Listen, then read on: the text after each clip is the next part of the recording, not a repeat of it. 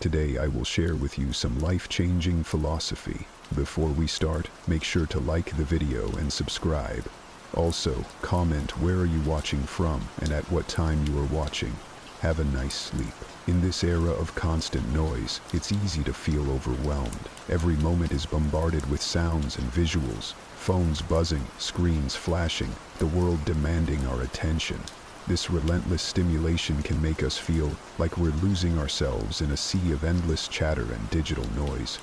But what if I told you that the secret to gaining back control lies not in doing more, but in embracing less? The ancient Stoics, like Marcus Aurelius, Seneca, and Epictetus, mastered this art thousands of years ago. They taught us that real strength doesn't come from reacting to every stimulus, but from choosing what to focus on and when to remain silent. You have power over your mind, not outside events, Marcus Aurelius wrote, reminding us that serenity begins with internal quiet. Today we're diving deep into why cutting back on mental clutter and unnecessary talk can transform your life. We'll explore 7 powerful benefits of thinking less, speaking less, and focusing more.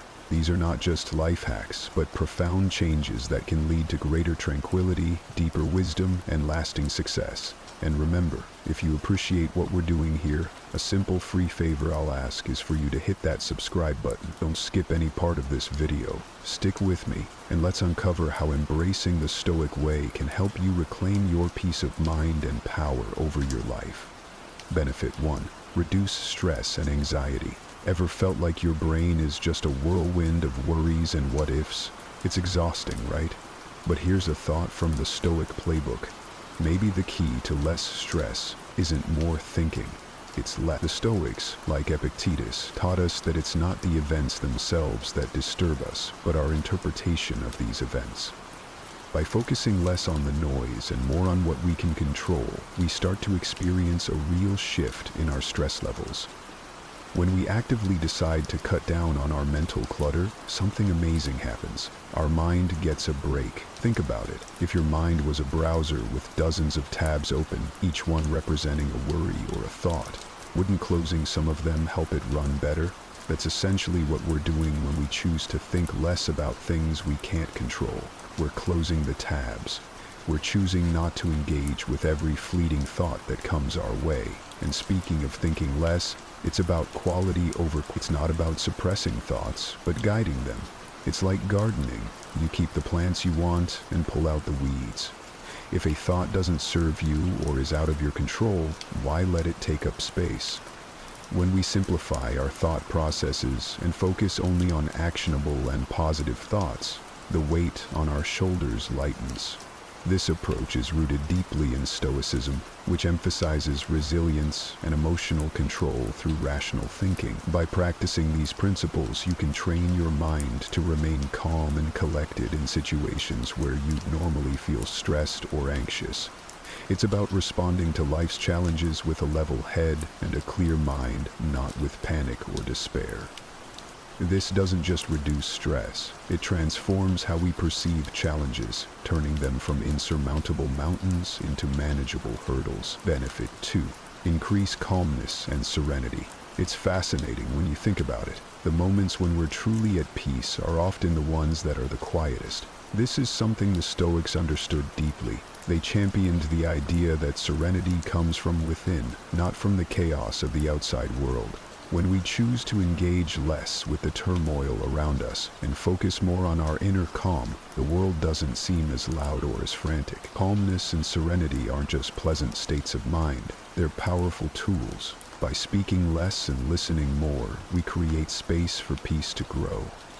It's like when you're on a bustling city street and suddenly step into a quiet library. Suddenly the world shifts, the pace changes, your breath deepens. This is the effect of embracing silence in our daily lives. When we stop feeling the need to fill every silence with words, we start to appreciate the richness of quiet. Stoicism teaches us that by controlling our reactions, we can maintain an inner calm regardless of external circumstances.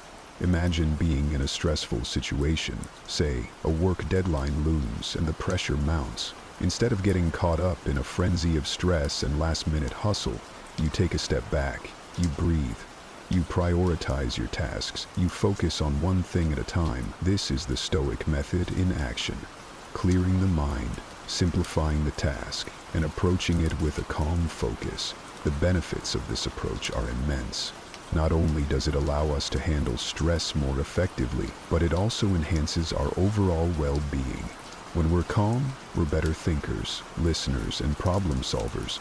We're more present in our relationships, and we're better able to enjoy life's pleasures. Being serene doesn't mean being passive. It means being actively engaged in the pursuit of peace. By incorporating Stoic practices into our routine, such as meditation, reflection, and mindful breathing, we cultivate a tranquil mind. These practices help us filter out the noise and focus on what truly matters. They teach us to respond, not react.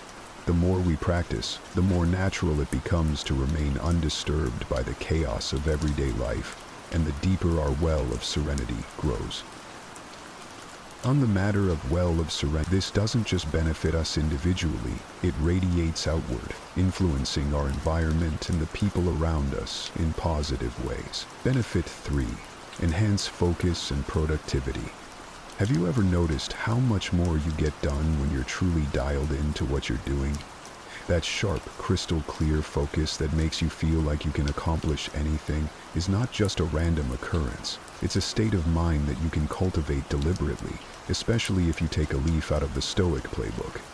The Stoics were big on focusing only on what's essential, cutting through the noise to concentrate on what truly matters. In our hyper-connected world, distractions are not just common, they're built into our everyday life. Phones ping, emails arrive incessantly, and social media feeds update constantly. But imagine if you could turn down that noise. Imagine organizing your day so that you could focus fully on each task before moving on to the next. This is the essence of Stoic focus, giving your whole attention to one thing at a time and doing it excellently. This kind of focus naturally leads to increased productivity. When you're not splitting your attention across multiple tasks, you're not just working harder, you're working smarter. You begin to notice details you might miss when multitasking. You solve problems more efficiently and come up with better solutions because your mind isn't flitting from one thing to another. The Stoics teach us that by eliminating unnecessary thoughts and actions, we free up our mental resources for important tasks. This doesn't mean ignoring your responsibilities, but rather prioritizing them in a way that allows you to deal with them one at a time, giving each your full energy. For instance, when tackling a project, you might break it down into manageable parts and set clear goals for each session. This methodical approach reduces overwhelm and makes large tasks feel more doable. Furthermore, practicing Stoicism helps us develop the resilience to resist distractions. By fostering inner discipline, we train ourselves to stay on task even when temptations arise. We become more aware of our impulses, to check our phone, to browse the web, and we learn to pause, recognize the distraction for what it is, and return to our task with renewed focus. Benefit 4. Boost self-control. Self-control is one of those superpowers that seems almost mythical, isn't it? It's like every time we manage to say no to that extra slice of cake, or yes to an early morning workout, we're tapping into something extraordinary. But what if I told you that self-control isn't just about resisting temptation? It's about much more.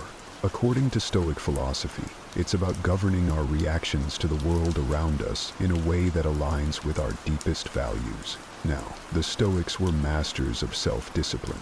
They believed that the path to happiness was paved with virtue, and that self-control was a critical part of that.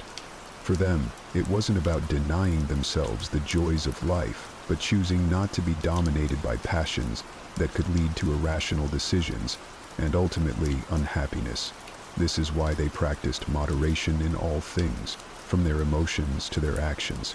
In today's context, boosting self-control can mean the difference between getting swayed by every little distraction that comes your way, or staying steadfast on your path to personal and professional fulfillment. Think about how often we're pulled away from important tasks by less important but immediately gratifying distractions. Every time you choose to focus on your work instead of checking your phone, you're exercising self-control. This kind of discipline directly impacts our productivity and our ability to achieve our goals. When you strengthen your self-control, you're not just improving your ability to work without interruption, you're also enhancing your ability to think critically and make decisions that are not influenced by fleeting emotions. This is essential because emotions can be powerful drivers of action, but when left unchecked, they can lead us astray. Stoicism offers practical steps for boosting self-control. For example, practicing mindfulness can help us become more aware of our impulses, allowing us to respond rather than react by taking a moment to pause. When an impulse strikes, we give ourselves the space to choose a response that aligns with our goals and values. This might look like taking a few deep breaths when feeling overwhelmed, or stepping back to assess whether our next action will help or hinder our progress. Enhancing self-control is about cultivating a deeper sense of peace and satisfaction. As we become more adept at controlling our impulses and managing our responses, we find that we're not only more productive but also more content. We're less at the mercy of the ups and downs of our emotions, and more in tune with a stable, balanced way of living. Benefit 5. Communicate more effectively.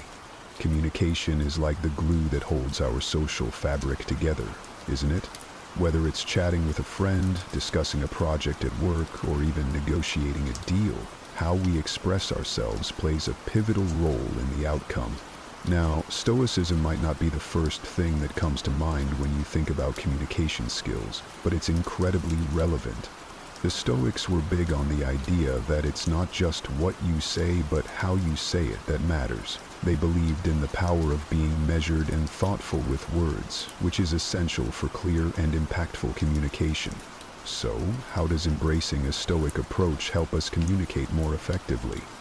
First off, it teaches us the value of listening. Seneca, one of the most renowned Stoic philosophers, famously said, "We have 2 ears and 1 mouth, so we should listen twice as much as we speak." This is golden advice in any conversation. Active listening helps us to really understand the other person's perspective, not just to wait for our turn to speak. It shows respect and allows for more constructive dialogues. When you truly listen, you respond more thoughtfully, which naturally enhances the quality of your interaction. Moreover, Stoicism encourages us to focus on clarity and brevity in our speech. The Stoics were not fans of rambling or speaking without purpose. They prized the ability to speak concisely and clearly, cutting through the noise and delivering messages in a way that could be easily understood. This doesn't mean being blunt or curt. Rather, it's about being considerate of the listener's time and attention. By choosing our words carefully and ensuring they truly convey what we mean, we reduce misunderstandings and make our communication more effective. There's also the Stoic belief in staying calm under pressure, which is a superpower in difficult conversations. Imagine you're in a heated discussion. The Stoic approach would be to maintain your composure and not let emotions get the best of you. This isn't about suppressing feelings, but about managing them constructively. By staying calm, you keep the conversation productive and open the door to resolutions rather than conflicts. It's about responding with reason rather than reacting with emotion. Incorporating these Stoic principles into your daily communication doesn't just improve how you talk or listen. It transforms your interactions into more meaningful and fulfilling exchanges. Whether it's at home, with friends, or in the workplace, effective communication fosters better relationships, smoother cooperation, and a deeper understanding of others. It's about making every word count and every interaction matter. Benefit 6. Build respect from others. Respect is one of those invaluable currencies in life that can't be bought but must be earned, often through the subtle art of how we carry ourselves and interact with others. Interestingly, Stoicism offers a powerful toolkit for earning this respect naturally. Stoics like Marcus Aurelius believed that respect comes from personal integrity and the ability to maintain composure, particularly in trying circumstances. Their teachings suggest that by cultivating a calm demeanor and thoughtful behavior, we naturally command respect from those around us. Imagine walking into a room where tensions are high, people are anxious, perhaps voices are raised. Now, picture yourself responding not with agitation but with a composed and calm demeanor. This kind of response doesn't just diffuse tension, it also draws people's attention. It makes them think, there's someone who's in control. When you react with poise rather than panic, you demonstrate leadership qualities that naturally make people respect and trust your judgment. Moreover, Stoicism teaches the importance of consistency in our actions and words. Consistency is key to building trust, and trust is foundational to respect. When people know what to expect from you and see that you act according to your principles regardless of the situation, they begin to hold you in higher regard. It's about showing, not just telling. If you consistently apply Stoic principles such as fairness, patience, and self-control, people are more likely to respect you because they see these virtues in action. Then there's the aspect of speaking wisely. Stoics placed great emphasis on thinking before speaking, ensuring that when words are used they are meaningful and considered. In a world where everyone seems to be shouting to be heard, choosing your words carefully can actually make you stand out. When you do speak, if your words consistently reflect wisdom and insight, people are more inclined to listen and value your input. This approach not only builds respect, but also establishes you as a thoughtful leader or colleague. Lastly, respect through Stoicism is also about showing respect to others. It's a reciprocal dynamic. By demonstrating respect for others' ideas, feelings, and contributions, you foster a respectful environment. This mutual respect not only enhances personal relationships, but also creates a more positive and productive community, be it in a professional setting or personal life. Benefit 7. Live a more meaningful and simpler life. Isn't it curious how sometimes when you strip away the excess, what you're left with feels so much richer? Stoicism teaches us this very principle, that a simpler life isn't about having less, but about making room for more of what truly enriches us. It's about decluttering not just physically, but also mentally and emotionally. This philosophy encourages us to focus on our core values and priorities, trimming away the distractions that don't serve us. The Stoics, like Epictetus, believed that freedom comes from within, from our ability to control our responses to the world around us, rather than being controlled by it. By reducing our desires to the essentials and focusing on what we can control, our thoughts, our actions, our responses, we can lead lives of greater significance and tranquility. Imagine living each day with a clear sense of purpose, where your energies are spent on actions that are directly aligned with your deep-seated values. This isn't just liberating, it's deeply satisfying. In practical terms, adopting a simpler, more meaningful lifestyle means making conscious choices about where to allocate your time and energy. It involves asking yourself whether each activity or commitment is bringing you closer to your ideal life or if it's merely filling time. This could mean opting to spend more time with family instead of attending yet another networking event, or choosing to read a book that enlightens you instead of mindlessly scrolling through social media.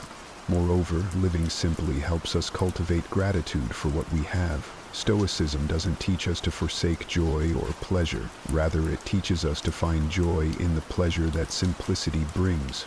There is profound joy in appreciating the ordinary moments, a quiet morning with a cup of coffee, the laughter of a loved one, the peace of a walk in nature. When we stop chasing after more things, more achievements, more engagements, we start experiencing more of life's genuine moments. This simplicity also extends to our interactions and how we handle challenges. Stoicism equips us to face life's complexities with a calm and steady hand. By simplifying our internal world, we are better able to manage the external chaos. Challenges become less daunting because our perspective has shifted. We focus on what is within our power to change, and we let go of the rest. Remember, the journey to embracing less isn't about achieving perfection overnight. It's a gradual process of adjustment and understanding, a path that you pave as you learn what less means to you. It's about finding your own balance between action and contemplation, speaking and silence, abundance and simplicity. Each step on this path can lead to profound changes in how you view and interact with the world. Throughout our lives, we encounter myriad situations where our resolve, patience, and endurance are tested. Whether it's a career path that no longer aligns with our core values, a relationship that has run its course, or any environment that stifles our growth rather than fostering it, the question of whether to stay the course or cut our losses is a universal struggle. Think about the last time you felt stuck or conflicted about leaving a challenging situation. Was there a voice inside you suggesting it might be time to move on, yet another voice urging you to stay and fight harder? This inner conflict is not just about making a choice. It's about understanding the deeper values and principles that guide our decisions. Now let's introduce a fascinating perspective that can shed light on this topic. Stoicism. The Stoics, ancient philosophers who preached the virtues of wisdom, courage, justice, and temperance, provide a powerful framework for tackling our dilemma. They taught the importance of distinguishing between what is within our control and what lies beyond it. In facing a situation where we feel powerless or diminished, Stoicism asks us to question, can we influence the outcome? If not, might our energies be better directed elsewhere? Stoicism also teaches us about the concept of preferred indifference, external things that are nice to have but not essential to our core happiness and virtue. When we agonize over whether to walk away, we often fear losing these preferred indifferences.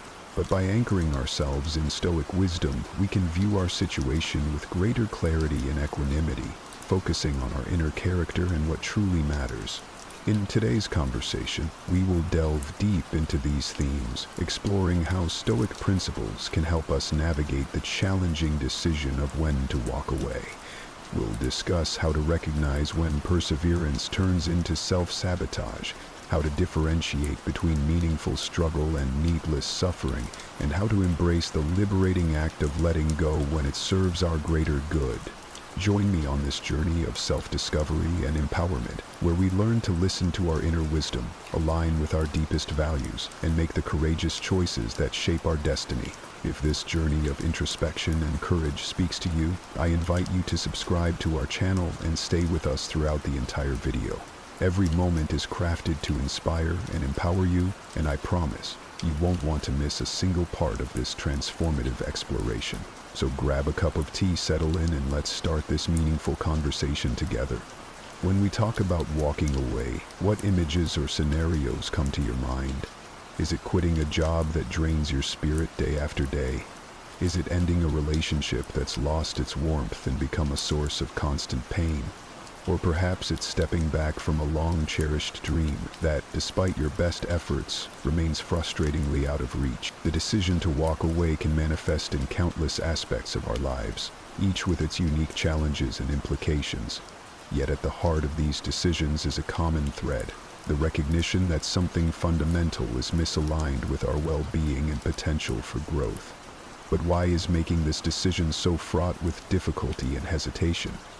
After all, if something consistently causes us distress or hinders our progress, wouldn't the logical choice be to leave it behind? Here's where the wisdom of Stoicism offers illuminating insights.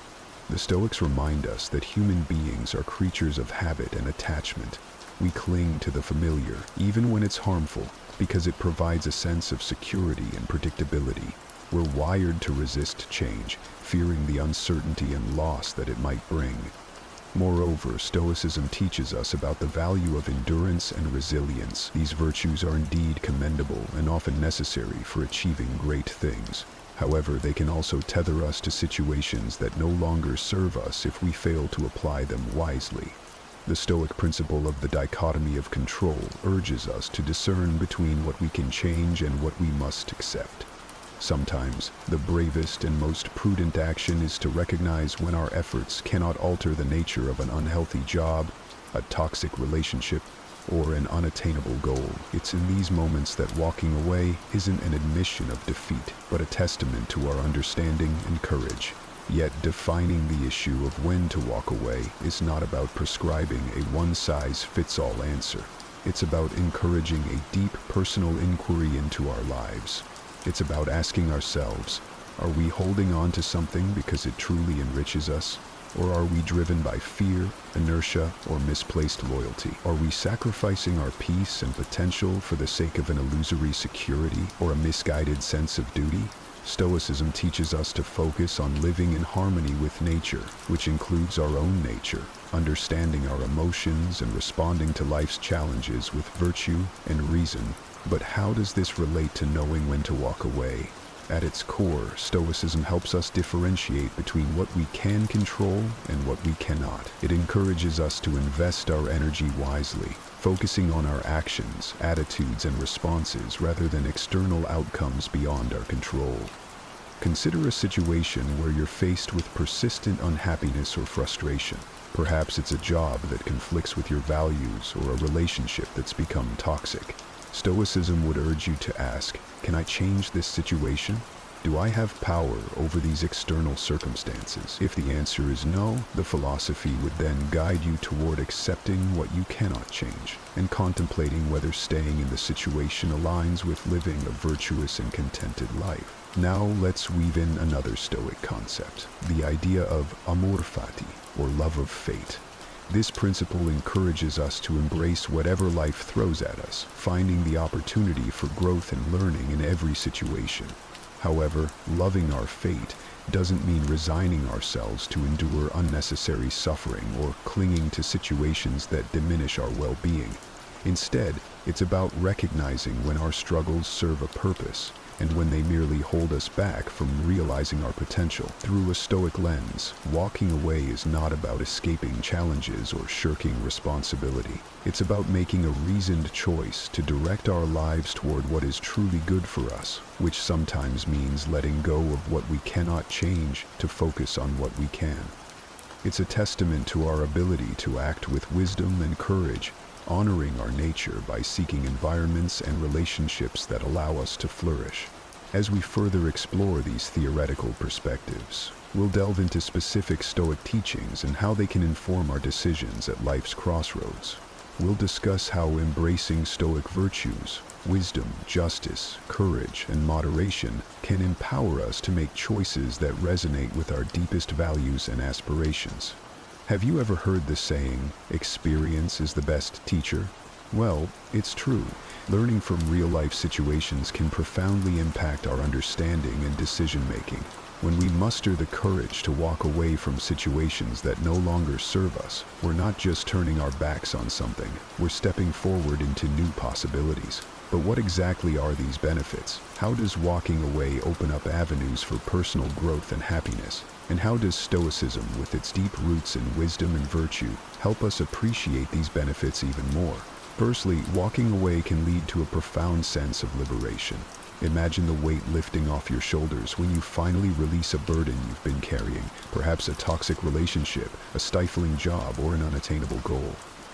This newfound freedom allows you to breathe, to realign with your core values, and to invest your energy in pursuits that truly resonate with your authentic self. Stoicism teaches us the value of freedom, not as an external condition, but as an internal state of being.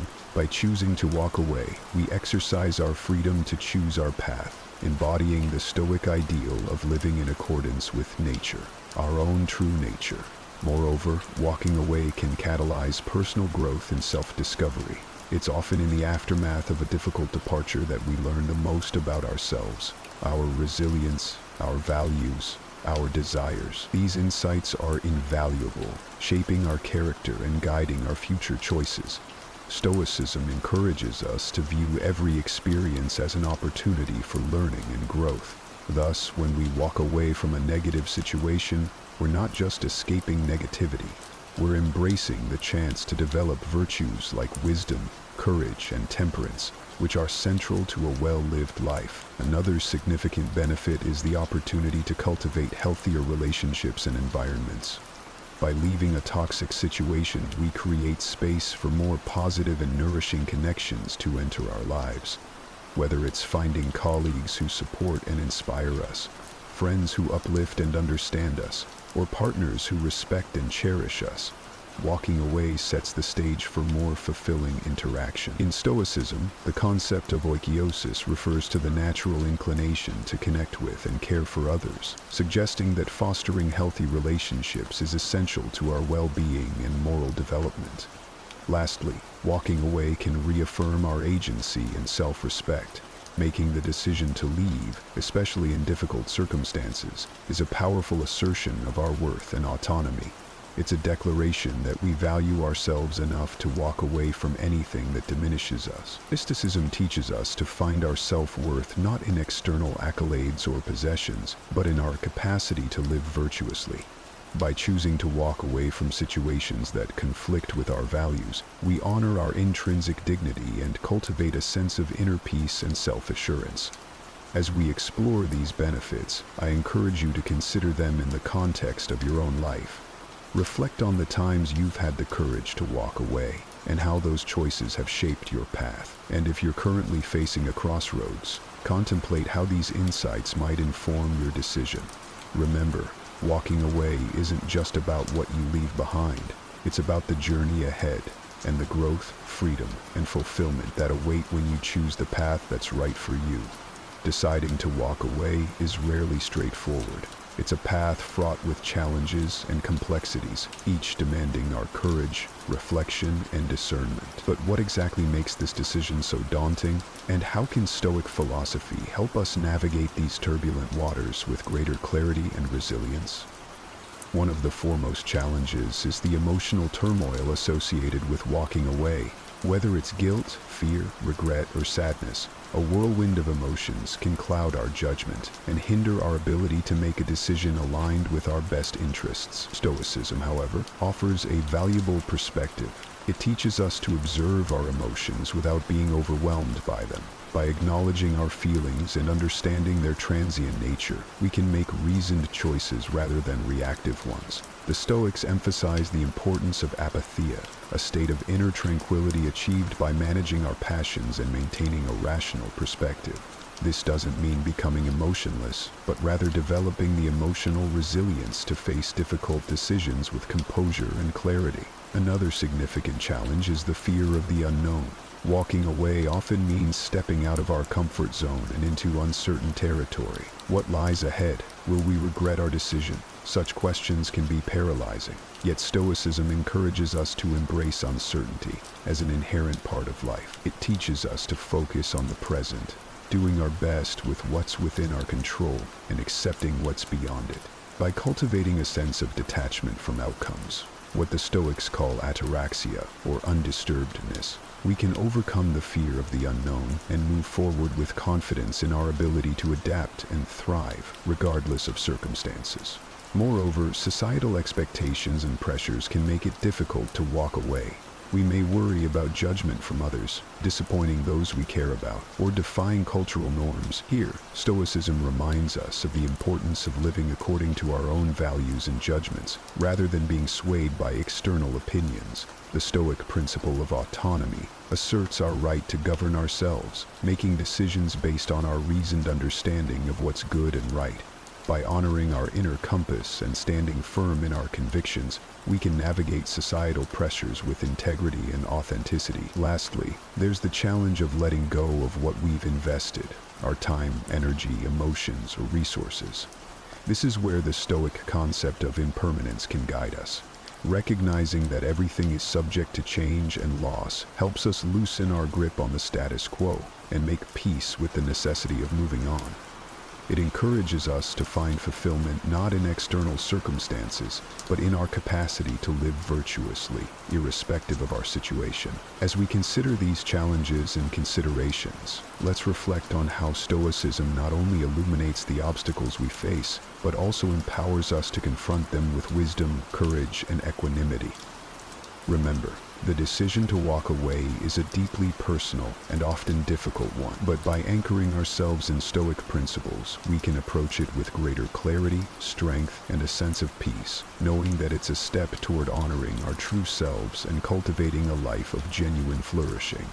As we ponder the decision to walk away, it's essential to navigate this crossroad with both heart and mind. Making such a choice can be daunting, yet with the right guidance and a Stoic mindset, we can approach this decision with clarity and confidence. How do we then discern the right course of action, and how can Stoic wisdom illuminate this path? Let's delve into some guidance and advice that can help steer us in the right direction. Firstly, introspection is key. Take a moment to truly connect with yourself, to listen to your inner voice and identify what you truly value and desire in life. Ask yourself, does this situation align with my core values? Is it conducive to my growth and well-being? Reflecting on these questions allows us to make decisions that resonate with our authentic selves. Stoicism teaches us the virtue of self-awareness, encouraging us to know ourselves deeply and live in accordance with our nature. By aligning our choices with our values, we live with integrity and purpose, ensuring our actions are coherent with our true essence. Next, consider the concept of impermanence and the ever-changing nature of life, as highlighted by Stoicism. Acknowledge that both staying and walking away will lead to new experiences and challenges. Embrace the idea that change is an integral part of growth and development. When contemplating walking away, remind yourself that new beginnings are often hidden in endings. By accepting the flow of life, you can move forward with a sense of peace, understanding that change brings opportunities for learning and transformation. Moreover, engage in a reasoned analysis of your situation.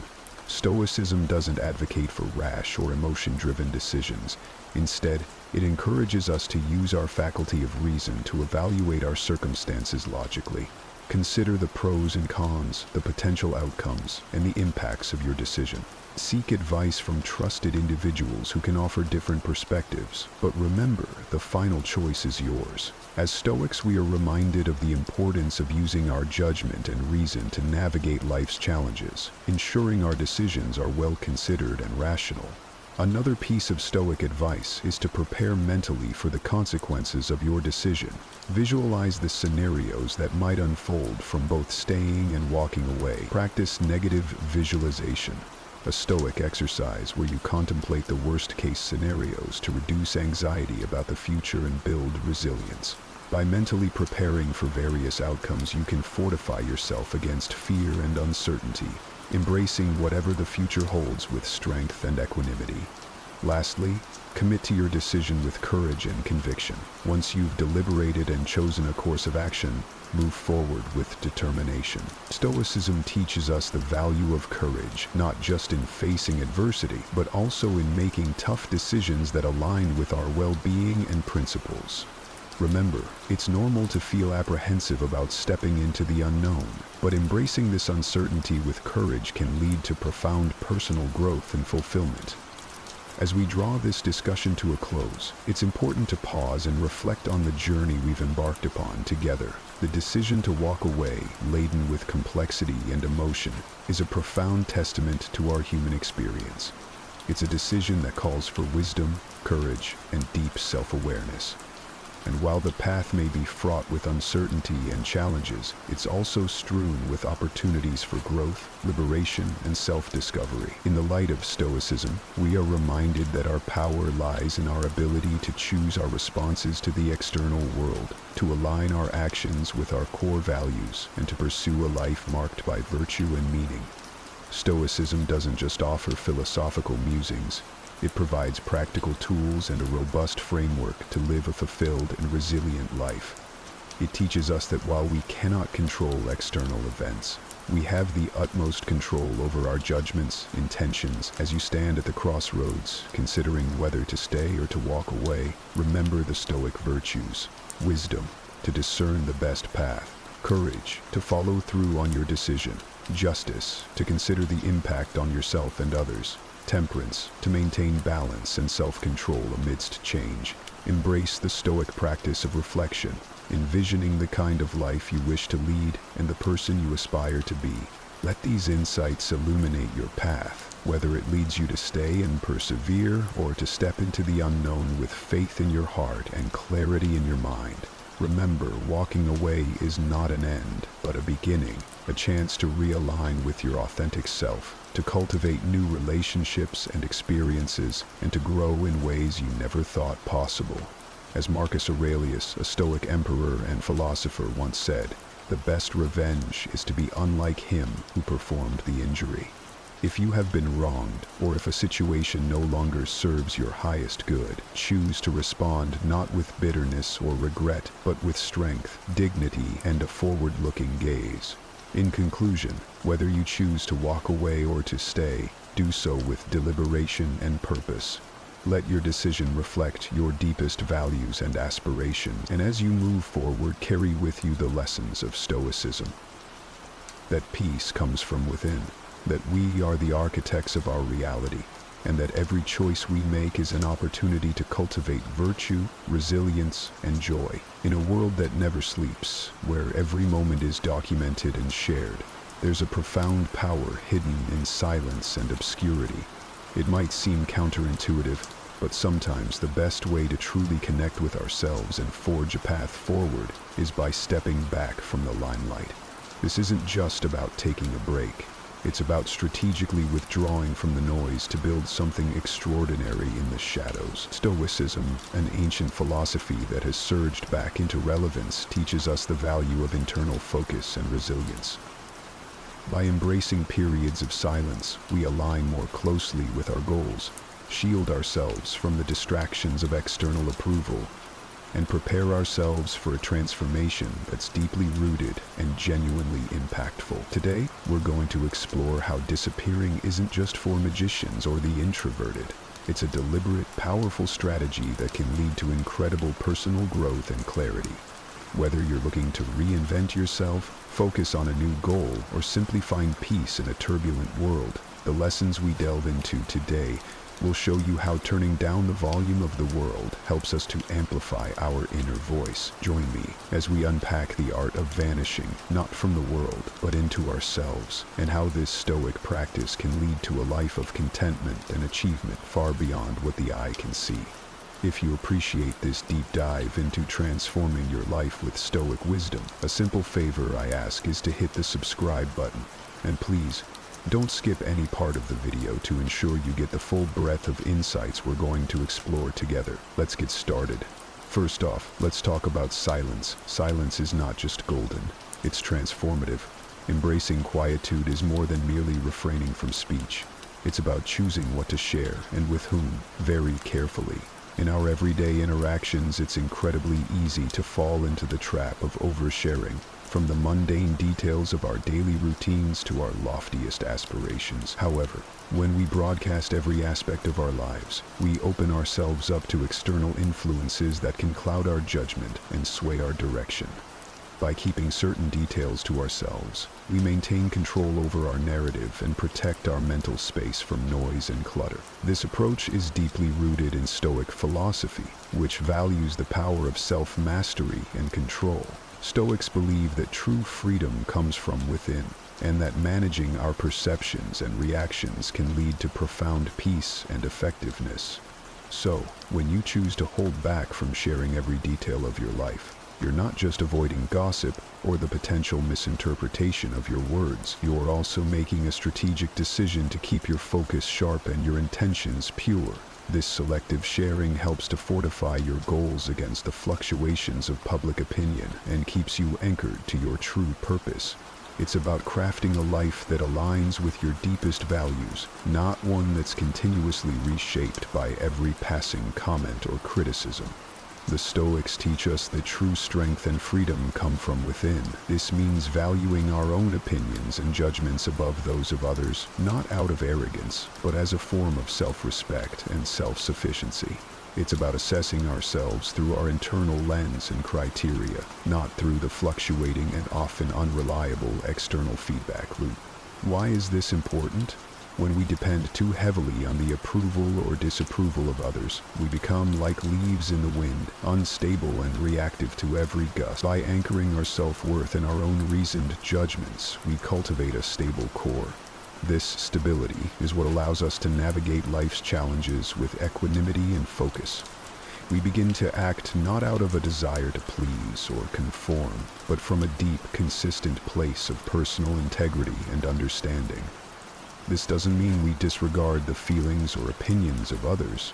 Rather, we weigh them against our values and reason. Stoicism doesn't advocate for emotional coldness, but recommends a judicious balance, where we listen to others yet are not swayed unless their reasoning aligns with our deeply held beliefs and values. It's about creating a mental fortress where the only opinions that breach the walls are those that have been scrutinized and found beneficial to our growth and well-being. Prioritizing self-assessment helps to mute the external noise that often clouds our judgments. This clarity is liberating. It frees up mental energy that was once consumed by worrying about how others perceive us, allowing us to focus more fully on our goals and actions. It fosters a sense of authentic living that is incredibly rewarding because each step you take is aligned with your true self.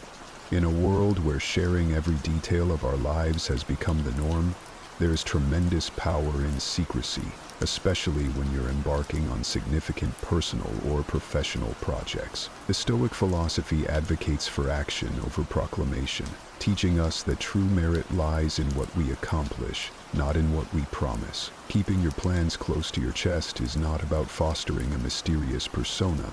It's about protecting your focus and energy. Every time details of your ambitions leak out, it's like small cracks forming in the foundation of your intent. Each crack might seem minor, but collectively, they can significantly weaken your resolve and distract from your purpose. When others are aware of your intentions, it opens the door for external opinions, doubts, and even sabotage, whether intentional or subconscious. Moreover, secrecy amplifies your commitment to your goals. By not broadcasting your plans, you avoid the premature satisfaction that public acknowledgement can bring. Studies have shown that when we announce our goals, we are often rewarded with premature praise that can diminish our motivation to see the plan through to completion. Stoicism teaches us to derive satisfaction from the act of doing and the personal fulfillment of seeing results, rather than from the accolades that might come from simply stating intentions. Additionally, keeping plans to yourself aligns with the Stoic practice of focusing on internal validation rather than external approval. It encourages a reflective and deliberate approach to your ambitions. You become more thoughtful in your actions and decisions because you are not influenced by the immediate reactions of others. This inward focus is crucial for deep, meaningful progress and aligns with the Stoic ideal of self-sufficiency. Whether you're advancing in your personal development, experiencing financial gains, or enhancing a skill, the journey you're on is deeply personal and inherently valuable. In the Stoic philosophy, progress is not a means to an end, but an end in itself. The true value lies not in the accolades or recognition that may come from your achievements, but in the personal growth and the virtues you develop along the way.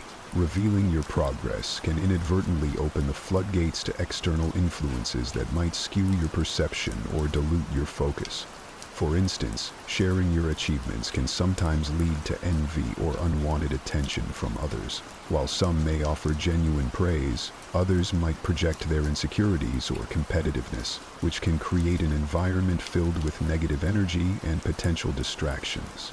This is why Stoicism teaches us to appreciate and protect our inner peace and progress from the potentially corrosive effects of public scrutiny. Moreover, keeping your progress private allows you to savor your achievements without the external pressure of living up to others' expectations. It helps maintain that crucial internal validation where you measure success by your standards and growth rather than by the applause or approval of others. This self-referential approach is not only liberating, but also aligns with the Stoic ideal of self-sufficiency and resilience. You become less dependent on external validation and more focused on the intrinsic rewards of your efforts. Additionally, privacy in your progress nurtures a reflective and humble approach to personal growth. It encourages you to continually look inward, assess your development, and make adjustments based on your self-evaluation rather than external feedback.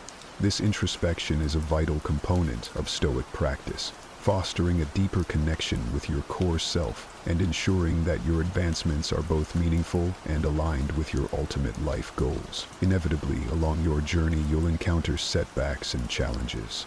How you deal with these can fundamentally shape your path forward. The Stoic philosophy offers a powerful perspective here. Embrace your failures privately. This isn't about hiding your struggles out of shame or fear of judgment. It's about understanding and utilizing these experiences as vital ingredients for growth. Stoicism teaches us to see every obstacle as an opportunity to practice virtues such as resilience, courage, and persistence. By handling your struggles internally, you turn inward to reflect on these experiences deeply. This private contemplation allows you to extract valuable lessons without the external noise of pity or unsolicited advice. When you deal with your failures in solitude, you are not distracted by having to defend your actions or by the need to maintain a certain image. Instead, you can honestly assess what went wrong and why, which empowers you to make more informed and deliberate choices in the future. Moreover, embracing failures privately aligns with the Stoic idea of focusing on what you can control. You might not be able to control the outcome of every endeavor, but you can control your reactions and your mindset when setbacks occur. Instead of looking outward for validation or commiseration, look inward. Ask yourself what this failure teaches you, how it can contribute to your character, and how it can refine your strategies moving forward. This internal processing of failures builds mental toughness and independence, qualities that are essential for anyone striving to lead a life governed by Stoic principles. It strengthens your resolve as you come to realize that your path is yours to shape, regardless of external circumstances. Each failure, when embraced silently and wisely, builds a layer of resilience and fortitude, equipping you better for future challenges. As you step into the silence, the first task is to crystallize your objectives. What do you aim to accomplish in this period of intentional quietude? Setting clear, tangible goals is not merely an exercise in thought. It's an essential part of the journey towards self-improvement and true personal transformation. Whether your focus is on learning a new language, enhancing your physical health, or launching a new venture, the specificity of your goals will serve as your North Star, guiding every step you take. Stoicism teaches us that the path to virtue and inner peace is paved with purposeful action. The Stoics didn't just endure life's challenges, they actively sought to overcome them by setting clear, actionable. This philosophy underscores the importance of having a well-defined target. Knowing precisely what you want to achieve gives your actions direction and meaning. It turns abstract aspirations into concrete plans, making them more attainable. Moreover, having a specific goal in mind allows you to measure your progress accurately. This measurement isn't just about reaching milestones, but about reflecting on the growth that each step brings. Every small achievement on the way to your larger goal is a testament to your commitment and a chance to cultivate virtues like discipline, perseverance, and resilience, key tenets of Stoic thought. When you pick a target, you're doing more than just setting a goal. You're mapping out a pathway for your personal evolution. This targeted approach ensures that every effort you make and every hour you spend is infused with purpose. It aligns perfectly with the Stoic belief in living deliberately. In the quiet solitude of your disappearance from the noise of the world, your clear, focused goals become beacons of light, keeping you oriented and motivated, no matter the obstacles you face. Once you have set your sights on a clear target, the next step is to align every aspect of your life with achieving that goal. This isn't just about occasional effort. It involves a fundamental restructuring of your daily life to make your ambitions not merely an aspect of your life, but the core of it. If your goal is to enhance your fitness, consider the practicality of living close to a gym or integrating physical activities into your daily routine that reinforce this commitment. If it's about acquiring knowledge, transform your living space into a haven of learning filled with books, documentaries, and access to online courses. Stoicism teaches us that discipline is not about restriction, but about aligning our actions with our true values. The Stoics view discipline as a form of self-love, a way to honor oneself by living in accordance with one's principles. By structuring your life around your goals, you practice this high form of self-discipline daily. This isn't just about filling your time with activities that push you toward your goals. It's about crafting a lifestyle that is wholly integrated with your objectives, ensuring that every hour contributes to your broader vision. Effective time management plays a crucial role in this process. It's about prioritizing activities that drive you toward your goal and cutting out the noise and distractions that divert you from your path. This focused dedication is what turns ordinary endeavors into extraordinary achievements. It's about making each day a building block for your success, where no moment is wasted and every action has purpose. Living this way requires a deep commitment and can be challenging, but it is immensely rewarding. As you align more closely with your goals, you'll find that your efforts start to feed into a larger momentum. This isn't just about reaching a destination, it's about becoming the kind of person who achieves these goals. Stoicism doesn't just encourage us to endure, it urges us to transform endurance into a dynamic, purpose-driven way of life. Embracing this lifestyle means more than just adhering to a new routine. It's about fundamentally loving the process of transformation itself, including the discipline and the solitude it entails. Stoicism, with its deep roots in mastering the self, teaches us to cherish the present moment and find contentment within our current circumstances, even as we strive for greater achievements. This mindset shift is essential and profound. It requires you to view each day, each challenge, and each moment of solitude not as hurdles but as opportunities to grow and reinforce your commitment to your goals. Stoicism doesn't merely manage perceptions, it transforms them. It encourages us to see the beauty in the process and the strength in what might often feel like solitary endeavors. By learning to appreciate the quiet moments of effort and reflection, you align more closely with Stoic ideals that value inner peace and resilience over external rewards. Reprogramming your mind also means cultivating a mindset that does not shy away from discomfort. Stoics believe that growth often comes from facing and embracing challenges head-on.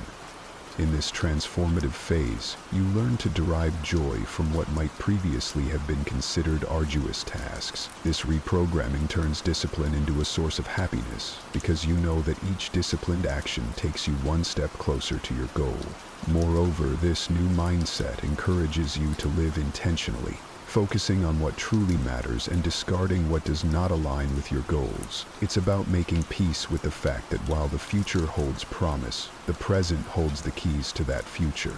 You start to see that true contentment comes not from reaching a distant goal, but from knowing that you are currently exactly where you need to be, doing exactly what you need to do. Adopting this Stoic way of thinking reshapes not just your actions, but your entire outlook on life. It shifts your focus from outcomes to the quality of your daily actions. This shift is crucial for genuine, lasting change because it builds a foundation of habits and attitudes that will sustain not just the achievement of one goal, but the continual pursuit of personal excellence.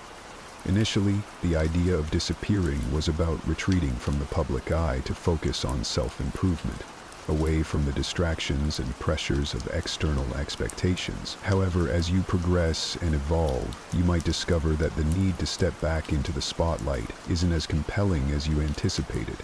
This isn't a sign of failure, but a profound realization about the nature of true transformation. Stoicism teaches us that the worth of our actions and our growth should not be measured by external accolades, but by the internal peace and contentment they bring. If you've genuinely transformed, integrating the principles and practices that have reshaped your life, you'll find that the quiet satisfaction of knowing you have evolved into your better self is far more rewarding than any public recognition. This shift in perspective is a hallmark of deep, meaningful change. This process of reappearing then becomes less about making a grand entrance back into society and more about seamlessly integrating your new self into your everyday. It's not a moment of triumph broadcasted to elicit admiration, but a subtle, continuous expression of the new principles and insights that now guide your life. Your transformation becomes visible not through explicit displays, but through the quality of your actions and the serenity of your demeanor. Moreover, Stoicism reminds us that external recognition is fleeting. Today's accolades can easily become tomorrow's forgotten news. What remains, what endures, is the sense of fulfillment and self-contentment from knowing you live true to your values and capabilities. This enduring contentment becomes the true reward for your efforts, far surpassing the ephemeral satisfaction of external validation. Therefore, as you consider reappearing, remember that your transformation is an ongoing process. You are forever changed, not just for a moment, but for a continuous journey of self-evolution. Each day presents a new opportunity to live out the truths you've embraced. The need to reappear should never overshadow the greater need to remain authentic to your transformed self. Living out the Stoic virtues of wisdom, justice, courage, and moderation. Change feels like one of those big, intimidating mountains to climb. We're all looking for the shortcut, the quick fix that will change everything in an instant. It's easy to get caught up in the idea that transformation has to happen overnight, that we need to take dramatic leaps or make drastic changes in order to see real progress. I get it. I've been there. You set a goal and at first the excitement is there, the motivation feels like a fire, ready to burn through anything in its way. But after a few days that fire dims and suddenly the whole thing feels too big, too overwhelming, so you stop. But what if I told you that the key to real, lasting change isn't in the grand gestures but in the tiny, consistent steps? What if the transformation you're looking for was never meant to be a giant leap but a series of small steps, taken day by day, that build on each other? That's the power of incremental change. It's easy to dismiss small actions as meaningless or too insignificant to make a difference, but it's these very actions that over time compound and create real progress. The first step starts with realizing that real change doesn't happen overnight. It's not about perfection, it's about progression. 7 days might seem like a small amount of time, but it's enough to create the foundation for something greater. In this video, you'll see how simple daily actions, things you can start today, can begin shaping your future self. By the end of the week, you'll begin to notice the shift in your mindset, your energy, and your clarity. Are you ready to see what's possible in just 7 days? Before we begin, please subscribe and tap the notification bell so you never miss out on more amazing videos like this. Let's get started. Micro-learning, making informal learning a daily routine. Staying sharp in today's world feels like a constant battle. We're bombarded by distractions at every turn, social media notifications, the never-ending stream of news, the constant pull of entertainment. It's hard to keep up with everything, let alone take the time to focus on something that truly expands our knowledge. Our attention spans are shorter, our minds pulled in a million directions. And yet, we all know the value of learning, of growing, evolving, and staying curious. But how? How do we make room for that in a world that seems to move faster than we can keep up? That's where the idea of micro-learning comes in. Micro-learning isn't about diving into textbooks or dedicating hours of your day to study. It's about small, bite-sized chunks of knowledge that you can consume daily in the midst of your busy life. We all know that we can't always sit down for an hour-long lecture or spend an entire afternoon reading a book. But what if, instead, you dedicated just 5 to 10 minutes every day to learning something new? You could watch a short video on YouTube about a topic that interests you, listen to a podcast during your morning commute, or read an article while you wait for your coffee. The key is to seek out small, digestible pieces of information that spark your curiosity. This habit doesn't require a huge commitment. It's about building a routine that keeps your mind engaged and open to new ideas. Pick something that piques your interest, whether it's learning about a historical event, discovering new productivity techniques, or exploring a completely new skill. The beauty of micro-learning is its flexibility. You can make it fit into your day, no matter how busy you are. Maybe you listen to a podcast on your lunch break, or watch a quick YouTube video while you unwind in the evening. It doesn't matter when or how long as you make it a regular part of your routine. What does this do for you? Well, aside from keeping your mind sharp, it expands your worldview. It helps you see things from new perspectives, fueling your curiosity and sparking ideas you never would have had otherwise. In a world that often feels overwhelming, microlearning is a powerful tool to stay adaptable and engaged. It's the perfect antidote to mental fatigue because it doesn't require long hours of focus. It's just a few minutes a day, but those minutes add up, building a steady rhythm of growth. Think about it. Over a week, a month, or even a year, those small pieces of knowledge start to accumulate. Suddenly, you're more well-read, more knowledgeable, and more confident in your ability to adapt to change. Even when life feels like it's moving at full speed, micro-learning gives you a chance to catch your breath and keep growing, one small step at a time. And that's the magic of it. When you embrace this habit, you're not just learning facts, you're building a mindset of curiosity and resilience. In a world that constantly demands more of us, micro-learning helps us stay present and evolve without feeling overwhelmed. So, what can you learn today? What's something you've always wanted to explore but never had the time for? Take a few minutes today to dive into that and see how it feels. You'll be surprised by how much it enriches your life and sharpens your mind, one small piece at a time. The key is consistency, and in just 7 days, you'll find that those small steps are already starting to lay the foundation for a more curious, adaptable, and well-informed version of yourself. Embrace the warrior mentality. There's a strange, almost magnetic pull toward comfort, isn't there? We all crave ease, whether it's lounging on the couch after a long day, choosing the path of least resistance, or avoiding those things that make us uncomfortable. And yet, it's when we face discomfort that growth begins. But let's be honest, discomfort feels hard. Whether it's physical, mental, or emotional, it's easy to back away when we feel weak or overwhelmed. Our minds start to convince us that we're not ready, that we're not strong enough. We tell ourselves, I'll do it tomorrow, and in that moment we choose comfort over growth. But what if there was another way? Let's take a look at the warrior mentality. Imagine waking up each day with the mindset of someone who thrives in discomfort. Not because it's easy, but because it's necessary. The warrior doesn't run from difficulty. They face it head-on, knowing that every obstacle is an opportunity to grow stronger. The warrior trains their mind to embrace the struggle because they understand that only by pushing beyond their limits can they discover their true potential. This is the mentality that separates those who stay stagnant from those who constantly evolve. It's not about having the best circumstances, it's about having the strength to thrive no matter what the circumstances are. And you can cultivate this strength, one step at a time. For the next 7 days, challenge yourself to take on something difficult, something that makes you uncomfortable. It doesn't have to be the hardest thing you've ever done. The key is to push yourself just beyond your current limits. Maybe you wake up 30 minutes earlier than usual, forcing yourself to start the day with focus and purpose.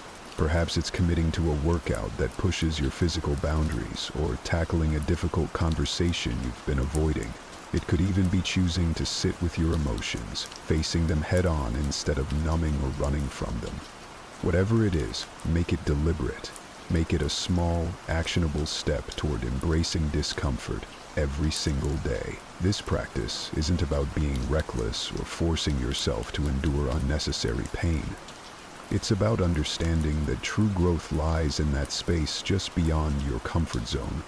Every time you choose to face discomfort, you're building resilience, muscle for the mind and body. The warrior knows that discomfort isn't the enemy, it's the forge where strength is made.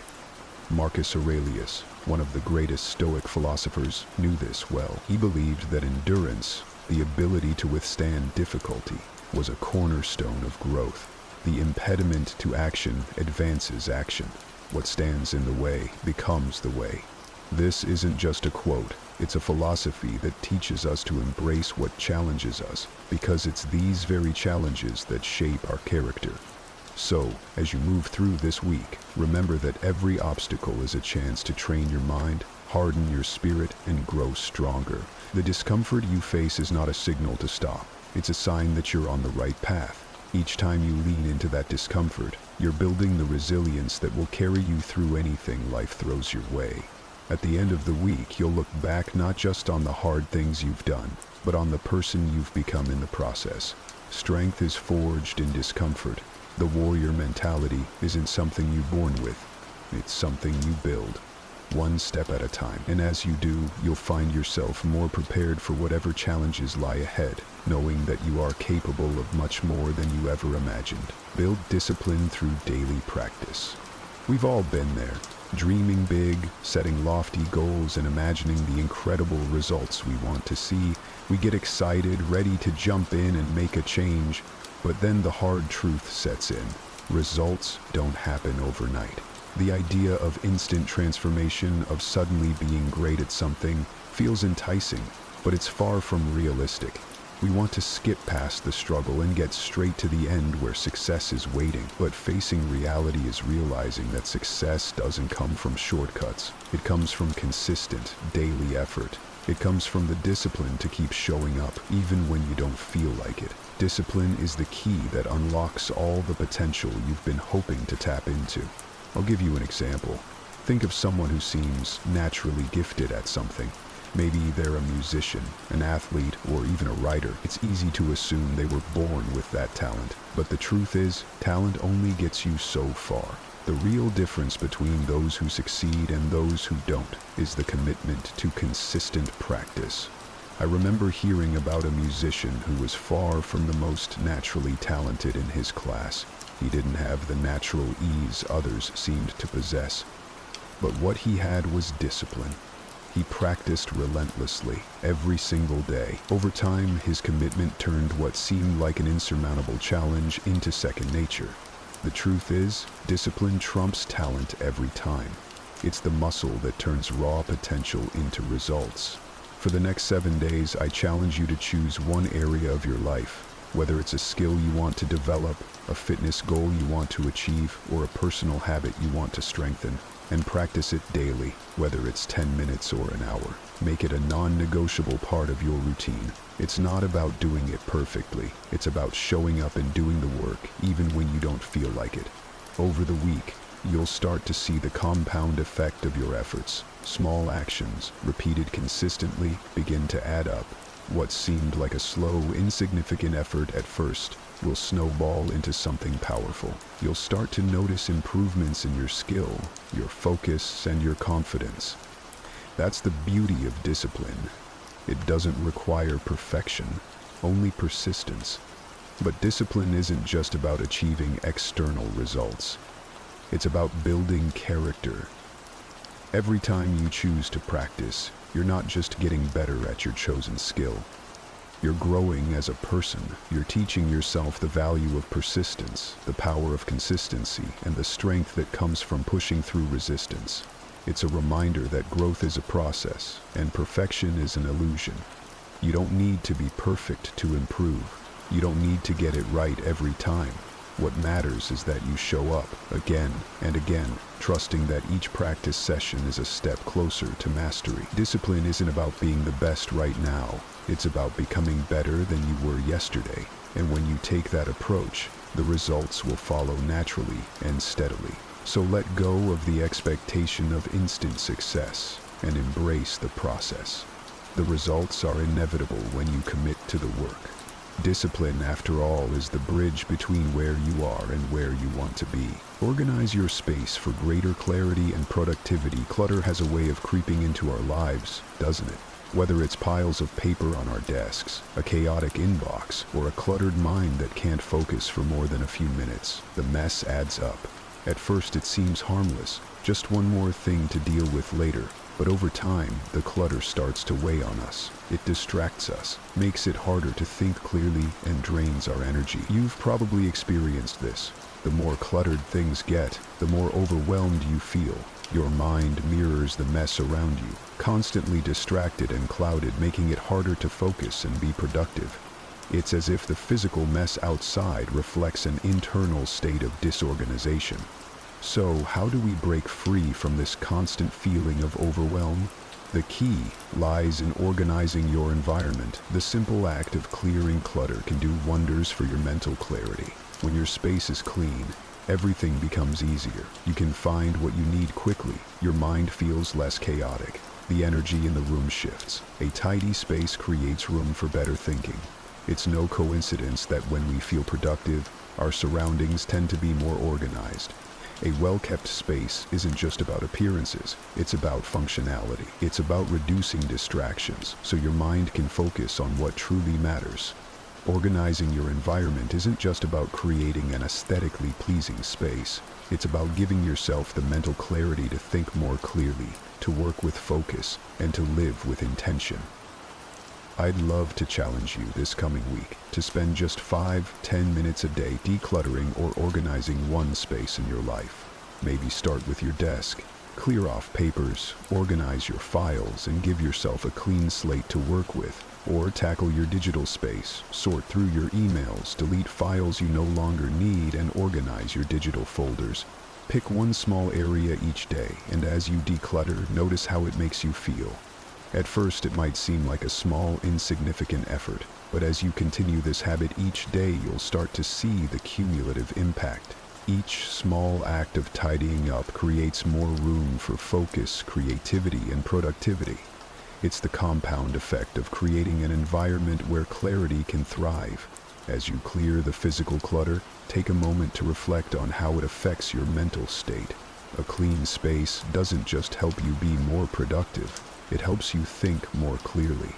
It creates the mental space to focus on what's important. Just like how decluttering a room makes it easier to find what you need, organizing your thoughts and priorities becomes much easier when your environment is clean and intentional. When you make room in your surroundings, you make room in your mind. The less cluttered your environment, the more space you have to focus on your goals, your passions, and your growth. So take the first step. Start with one area today. The small wins will build up, and soon you'll realize that by organizing your space, you've also organized your mind. A clean environment isn't just about external order.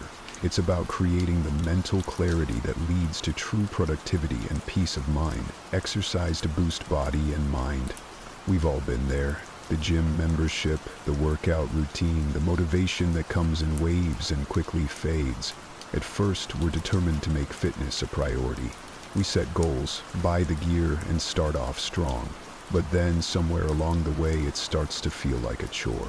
The motivation wanes and working out feels like something we have to do rather than something we want to do. It's easy to get caught up in the cycle of pushing through just to check the box, but deep down we know it's not working.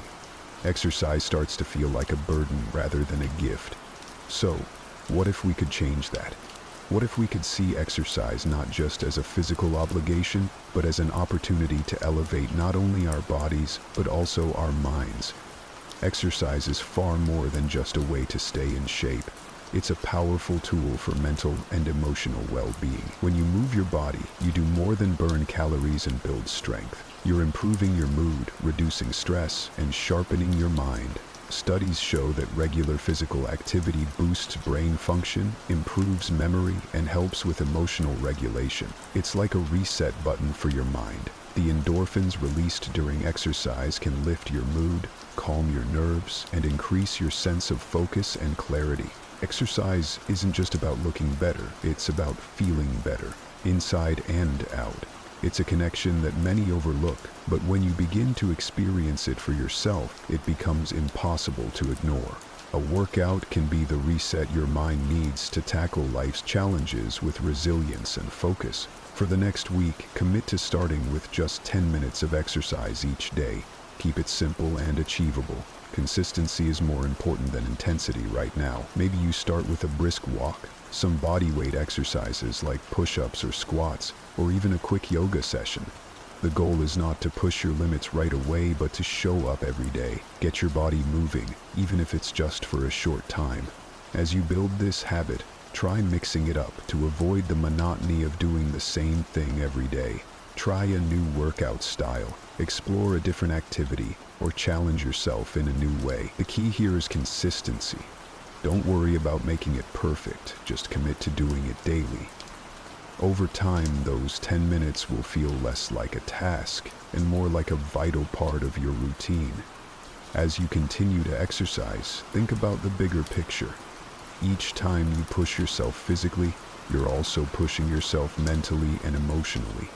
Exercise builds resilience. It's not just about physical endurance. It's about learning how to push through discomfort, to show up even when you don't feel like it, and to grow through challenges. That moment when you feel like you can't go any further, whether you're running, lifting weights, or stretching, can teach you more about yourself than any other task. The mental toughness you develop in these moments carries over into other areas of life. You learn that you can handle more than you thought. You learn to sit with discomfort, knowing that it's temporary and that growth often comes from pushing beyond what you thought were your limits. So, as you commit to these daily workouts, remember that you're not just training your body. You're strengthening your mind, your emotions, and your resilience. Exercise isn't just physical. It's a tool for becoming the best version of yourself. When you show up for your body, you're also showing up for your mental and emotional growth. The power of small habits. As we reflect on the past week, it's easy to see that small, intentional actions add up in ways we don't always notice at first.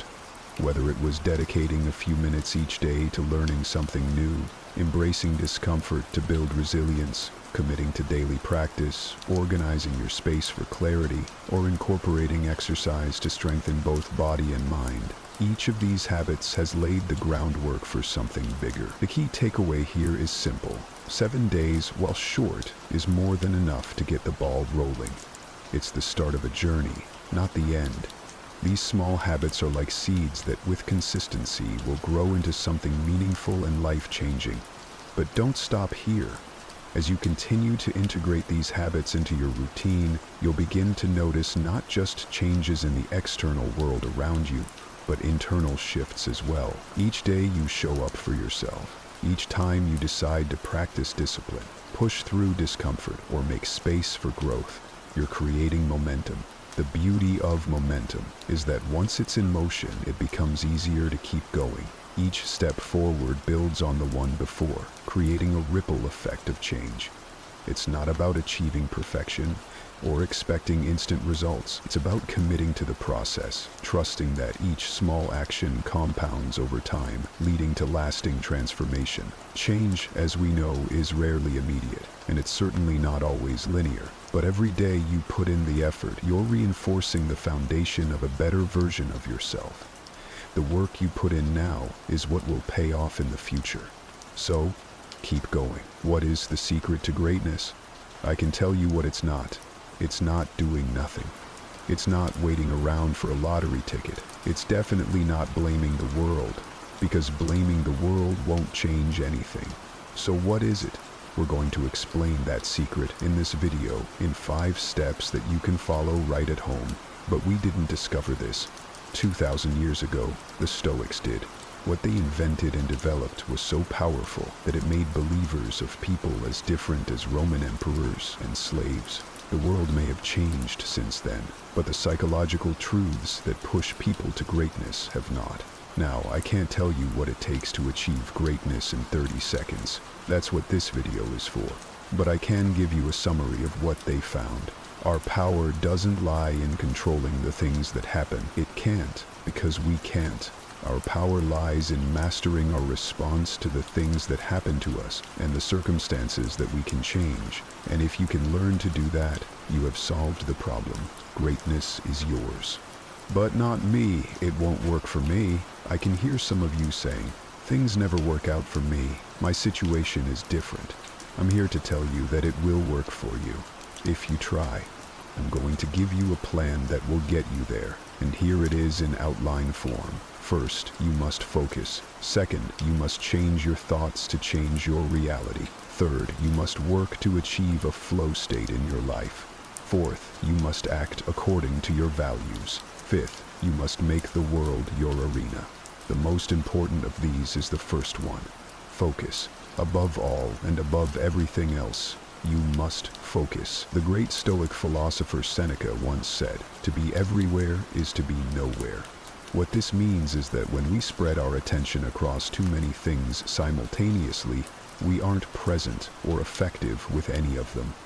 Seneca is warning us that multitasking and constant distraction prevent deep engagement. It was true in his time, and it's true in ours. In modern life, when our attention jumps between emails, social media, work tasks, and conversations, we experience only the surface of each without making a meaningful impact. True effectiveness comes from being fully present with one thing at a time. A mind that tries to be everywhere, attending to many tasks at once, ends up being nowhere, not fully engaged with anything. This connects with modern research showing that multitasking reduces cognitive performance and depth of thought. Seneca, in other words, recognized that scattered attention leads to scattered results. You may appear busy, but you accomplish little of significance, and what matters in the world we live in is results. The Stoic approach values depth over breadth, because that's what gets results. Computer science professor Cal Newport calls the ability to focus without distraction deep work, defining it as professional activities performed in a state of distraction-free concentration that push your cognitive capabilities to their limit. This modern concept mirrors what the Stoics practiced as mental discipline. While Newport's research demonstrates that deep work is profitable in today's economy, the Stoics would argue it's always been essential for a well-lived life. The evidence against multitasking keeps building. Research from Stanford University shows that heavy multitaskers perform worse on cognitive control tests and struggle more with filtering relevant information. Each time we switch tasks, we pay what Newport calls an attention residue tax. Up to 40% of our productive capacity is lost in transitions. So it follows that if you stay focused, you'll be up to 40% more effective. How can we reclaim our focus in a world designed to fragment it? Here are practical techniques you can follow to do deep work. Begin with morning intention setting, a practice Marcus Aurelius followed religiously. Before emails and notifications, decide what deserves your deepest attention today. Create distraction-free environments by eliminating what Newport calls shallow work triggers. Silence notifications, close unnecessary tabs, and establish boundaries before you begin to save time. Practice mindful transitions between activities. Rather than immediately jumping between tasks, pause briefly to reset your attention, what Epictetus might call preparing the mind for the work at hand. By preparing yourself in this way, you'll set yourself up for success. True greatness in work and character emerges from the discipline of focused attention. But focus alone isn't enough. Once you've mastered your attention, you must direct it toward the right thoughts. This brings us to our second principle, changing your thoughts to change your reality. The Stoics understood that our perceptions shape our experience more profoundly than external circumstances. As Marcus Aurelius wrote, "The happiness of your life depends upon the quality of your thoughts." This insight, that we can transform our reality by transforming our thinking, forms the foundation of what we call cognitive behavioral stoicism, the deliberate practice of regulating your thoughts to improve your life. The practice is straightforward. Whenever you enter a thought spiral, apply the Stoic test. Ask yourself, is this within my control? If the answer is no, practice acceptance. If it's yes, channel your energy toward constructive action instead of rumination. There's a modern psychological technique with a similar orientation called CBT, short for cognitive behavioral therapy. It's a psychotherapy approach that focuses on identifying and changing unhelpful thinking patterns and behaviors. The premise of CBT is that our thoughts, feelings, and behaviors are interconnected, meaning that negative patterns in any of these areas can create and maintain psychological distress. To fix ourselves, we must fix those patterns by focusing on them. CBT helps people develop more helpful ways of thinking and behaving. Here's an example. When something bad happens, most people fall into destructive thought patterns. This always happens to me. Everything is ruined. I can't handle this. The Stoics recognized these as false impressions, judgments that we add to neutral events. If we add them, that means we can also stop adding them. Epictetus taught that it's not what happens to you, but how you respond to it that matters. Consider how differently your day unfolds when you view challenges as opportunities rather than obstacles.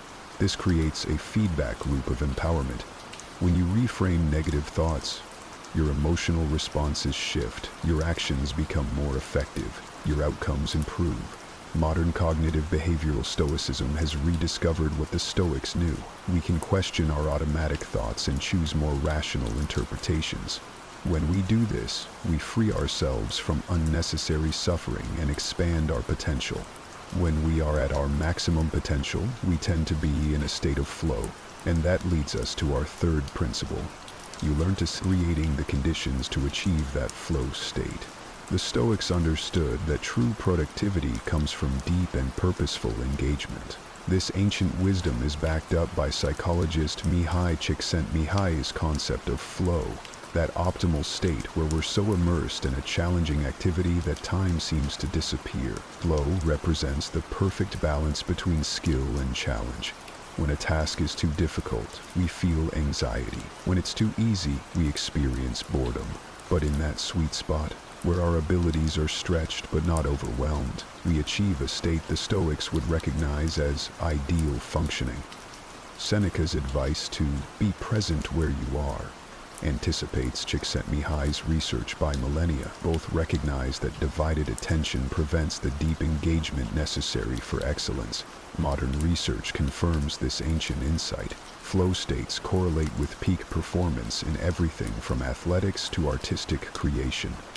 The Stoic discipline of focusing solely on what's in your control is echoed by a key prerequisite for flow: clear goals with immediate feedback.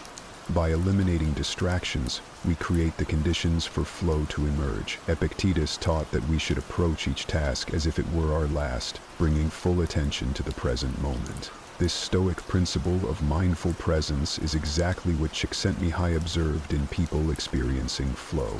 Complete absorption in the activity itself, not the results.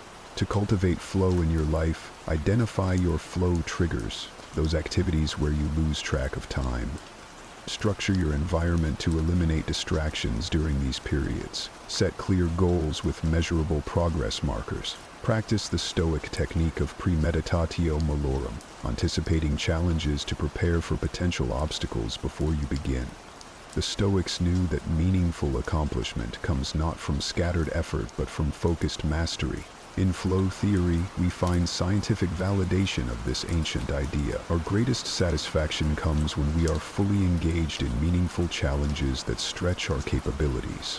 But what should guide these challenges? What direction should our focused energy take?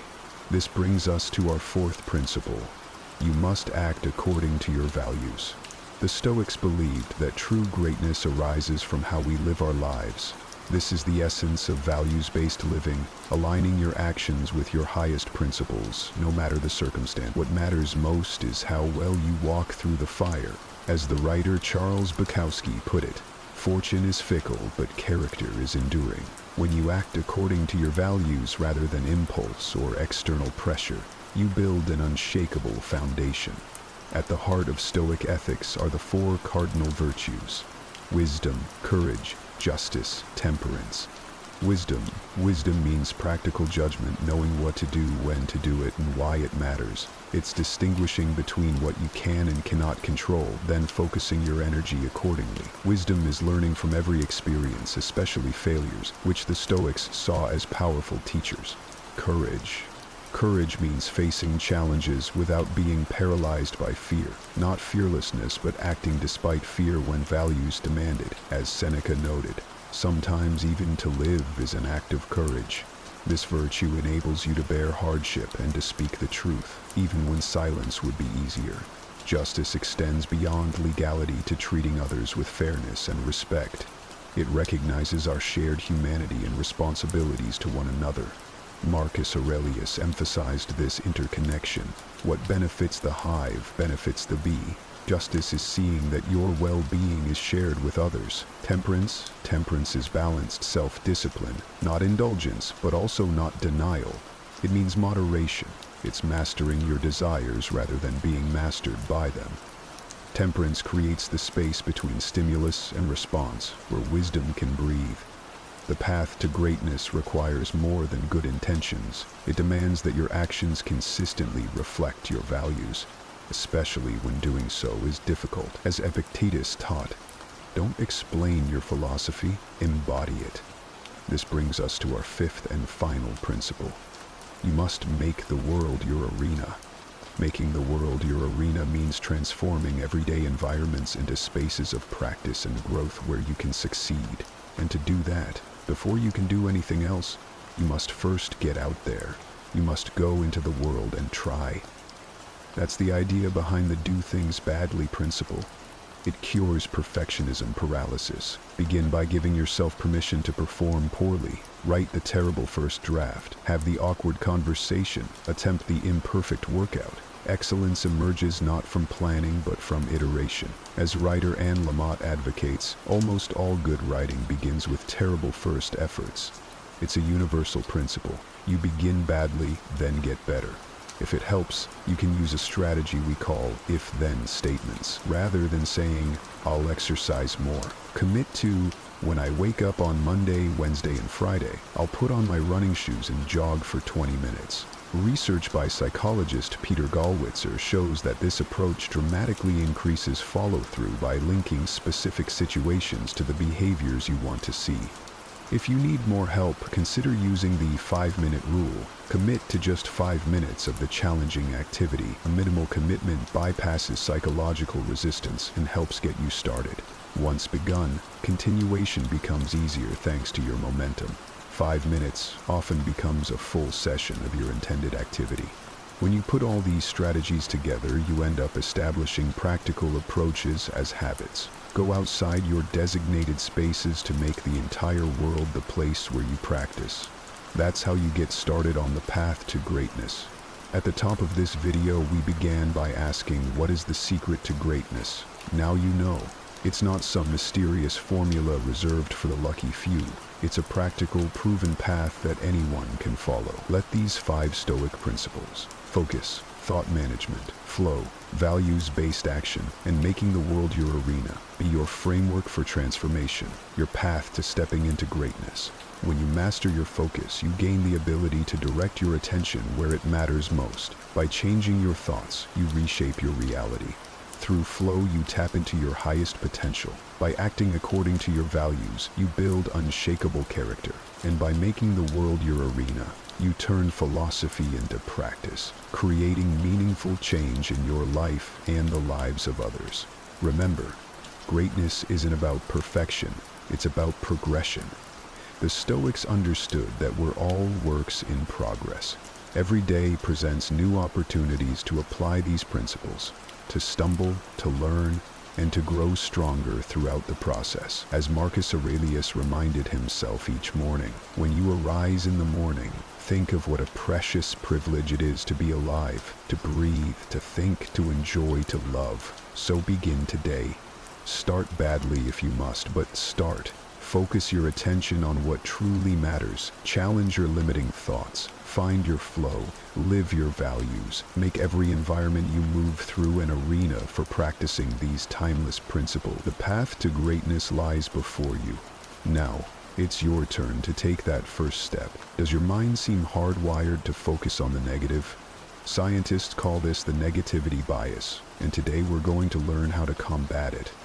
To quote David Goggins, the same voice that says, give up, can also be trained to say, keep going. In this video, we'll go over 5 techniques you can use to banish negativity from your life and shift to a proactive Stoic mindset. Because you don't have to let negativity win. You can use your mind to stay focused on what you can change and then make that change happen in the world. We'll start with cognitive diffusion, a powerful method to create distance between you and your thoughts. Then, we'll move on to pattern interruption, a technique to break negative thought loops in their tracks. After that, we'll describe negative visualization with a twist, an ancient Stoic practice reimagined for the modern mind. We'll go into behavioral activation, because sometimes the best way to change your thoughts is to change your actions. And finally, we'll talk about mental model design, restructuring your thought patterns so they serve you and not the other way around. But before we begin, let's answer the question, when is negativity a problem? It's not wrong to say I can't find my wallet or I'm locked out of my house. That's not what I mean by negativity. What I mean by negativity is very opinionated, negative thoughts that aren't helping you achieve your goals. Thoughts that are only causing you to feel bad and work less. These are the kinds of thoughts that would fit under the category of depression or sometimes even apathy. Our core belief here is that we live in a world where we can improve our situation with our thoughts and our actions. If what you're thinking goes against this, we call that negativity. As Epictetus said, we can't control what happens to us, but we can control our reactions to it. Having better reactions is what this video is about. So let's get started with our first technique, cognitive diffusion. What does that mean? Cognitive diffusion is a psychological technique that helps you step back from your thoughts and see them for what they really are. They are just thoughts, not facts or reality. The word diffusion is the opposite of fusion. It's about separating yourself from your thoughts for a moment instead of being fused or stuck to them. Here are a few examples of how cognitive diffusion works in action. Instead of saying, "I'm a failure," you learn to notice, "I'm having the thought that I'm failing right now." Rather than thinking, "Nobody likes me," you observe, "My mind is telling me nobody likes me." Instead of believing, "I can't handle this," you recognize, "I'm noticing thoughts about not being able to handle this." Now that we know what is happening, we can tackle it. Here are some techniques you can use if you notice it's time for cognitive diffusion. Leaves on a stream. Imagine your thoughts as leaves floating down a stream. You are simply watching them pass by, going farther and farther away. You don't have to engage with them, you can just observe. Thank your mind. When you have a negative thought, respond with thanks for that thought. This creates distance. You've recognized the thought and acknowledged it, and for now, that's enough. Name the story. Label recurring thought patterns with names that fit, like, "There's my not good enough story again." Noticing it and giving it a name helps loosen its grip over you. Create imaginary physical distance. Imagine writing your thought on a balloon and watching it float away. It's like the leaves on a stream technique, but with a bigger, more vivid physical aspect. You're mentally sending the thought away, putting it in timeout. You may come back to it later, but you don't need it in front of you right now. To recap, you can use leaves on a stream, thank your mind, name the story, and create physical distance whenever you need to practice cognitive diffusion. You can do this whenever you're having intense negative thoughts, to give yourself some breathing room, calm down, and think clearly. The key insight of cognitive diffusion is that you are not your thoughts. You're the observer who can notice thoughts coming and going. This creates mental flexibility and reduces the power negativity has over you. Now let's move on to our second technique, pattern interruption. What is pattern interruption? This is a psychological method that helps you break free from negativity by switching your mental or physical state when your mind gets stuck in a cycle of harmful thoughts.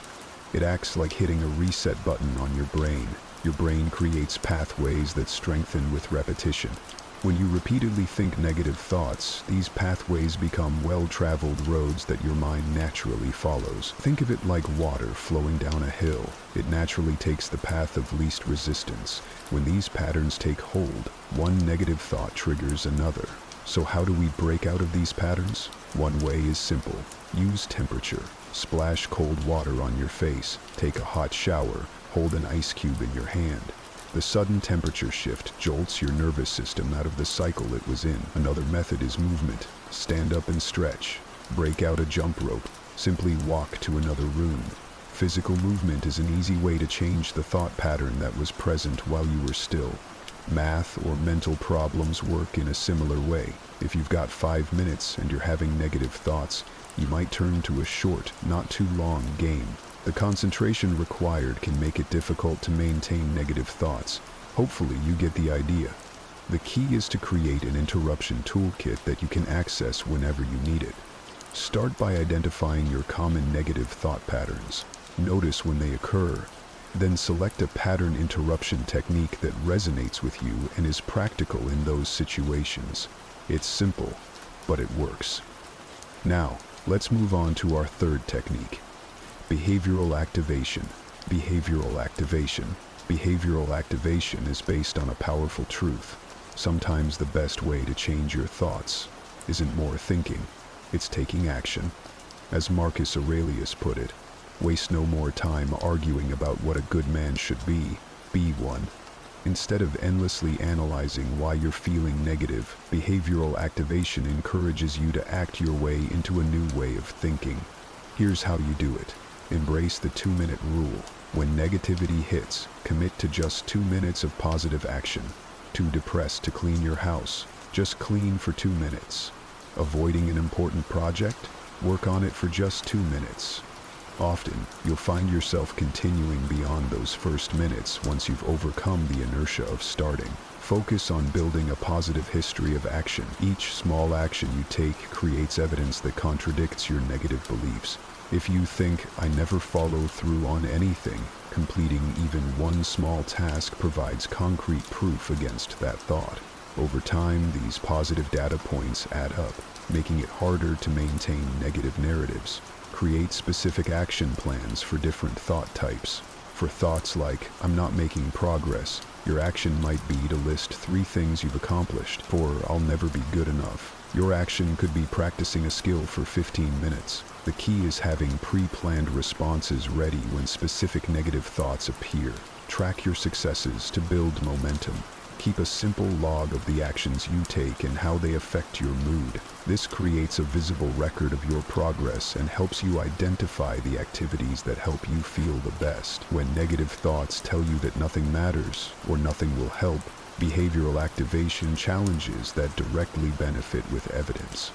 It's hard to maintain the belief that you're powerless when you're actively taking steps to improve your situation. To summarize, start small with the 2-minute rule.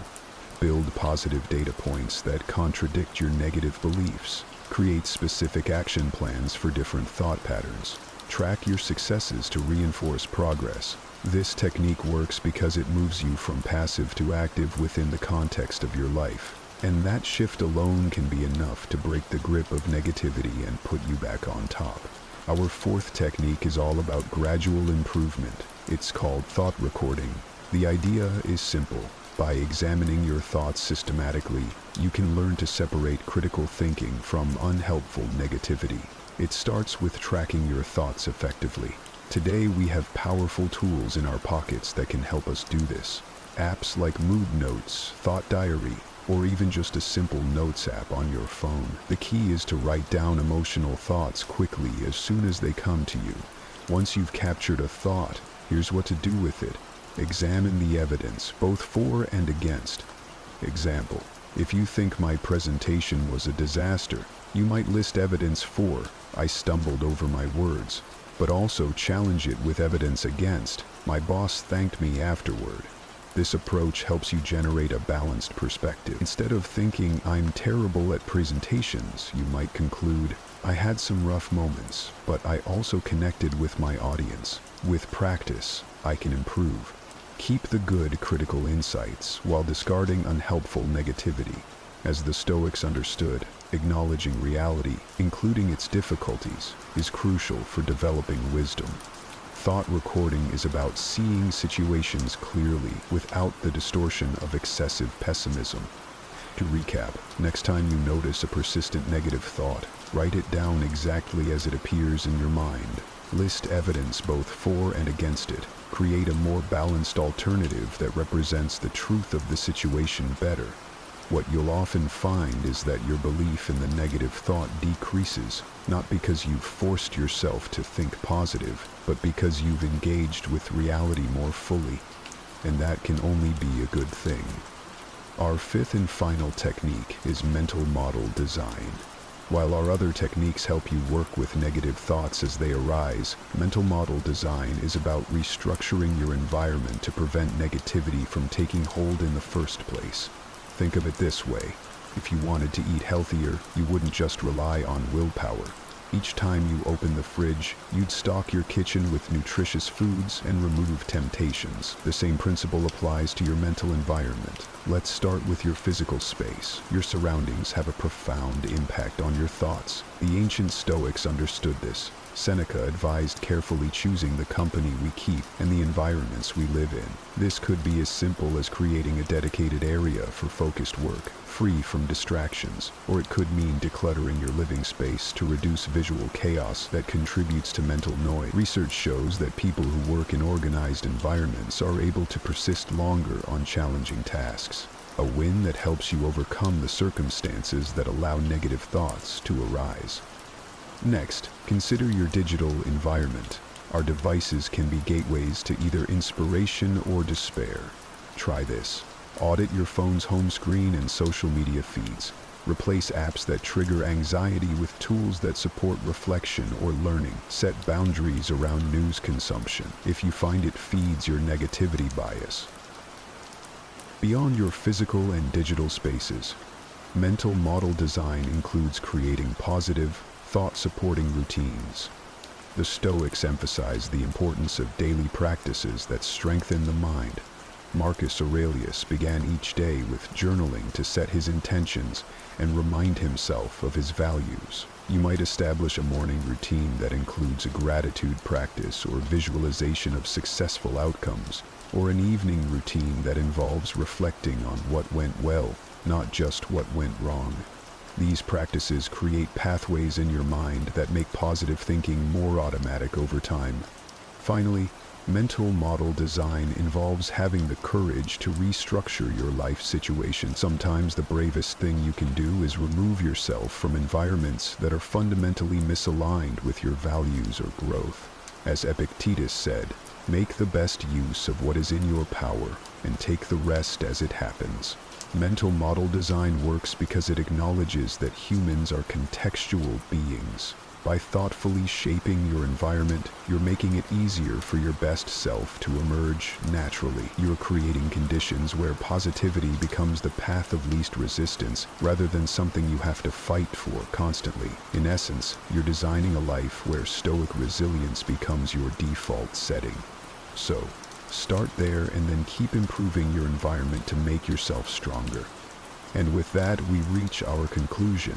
In this video, we've explored 5 powerful Stoic techniques to overcome negativity: cognitive diffusion to create distance from unhelpful thoughts, pattern interruption to break negative mental cycles, behavioral activation to act your way into better thinking, thought recording to study your thoughts, mental model design to create an environment that supports positive thinking. The negativity bias is powerful, but so is your ability to reshape your thoughts and reaction. As Marcus Aurelius reminded us, the happiness of your life depends upon the quality of your thoughts. By applying these Stoic principles consistently, you can transform your relationship with negativity and build resilience that serves you in every area of life. Whether you're starting a business, changing careers, or facing any other life challenge, we hope these principles help you find your way forward. Remember, like Epictetus said, you have the power to transform any circumstance into an opportunity for growth. Whether you're practicing cognitive diffusion, interrupting negative patterns, activating positive behaviors, recording your thoughts, or designing mental models, every moment is a chance to strengthen your inner citadel, to turn past failures into present strength. We all experience those moments when negative thoughts start creeping in, planting seeds of doubt and insecurity in our minds. The nagging voice that questions our abilities, worth, and decisions can be incredibly disruptive, impacting all aspects of our lives. If left unchecked, these mental patterns can spiral into anxiety, lack of motivation, and even depression. I know this struggle all too well. There were times when I felt consumed by negative self-talk and crippling self-doubt. It was a constant battle to silence the inner critic and regain my confidence. But then, I discovered the profound teachings of Stoicism. This ancient Greek philosophy provided me with powerful strategies to overcome these challenges.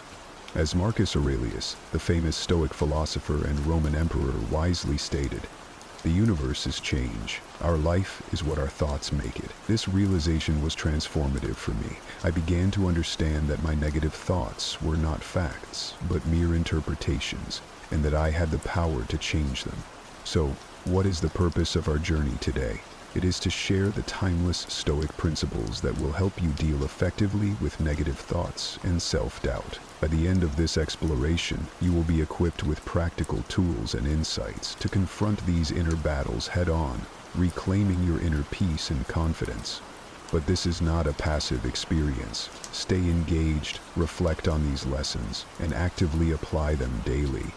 True transformation occurs through knowledge, consistent action, and practice. With that, let us begin our exploration of the Stoic way of overcoming negative thoughts and self-doubt, guided by the wise words of Marcus Aurelius. The universe is change. Our life is what our thoughts make it. Understanding negative thoughts and self-doubt, we must first understand their nature and impact to effectively deal with negative thoughts and self-doubt. As Epictetus, one of the most influential Stoic philosophers, wisely stated, it is not the things themselves that disturb people, but their judgments about these things. Negative thoughts are not inherently bad or wrong. Our minds create interpretations based on our experiences, beliefs, and conditioning.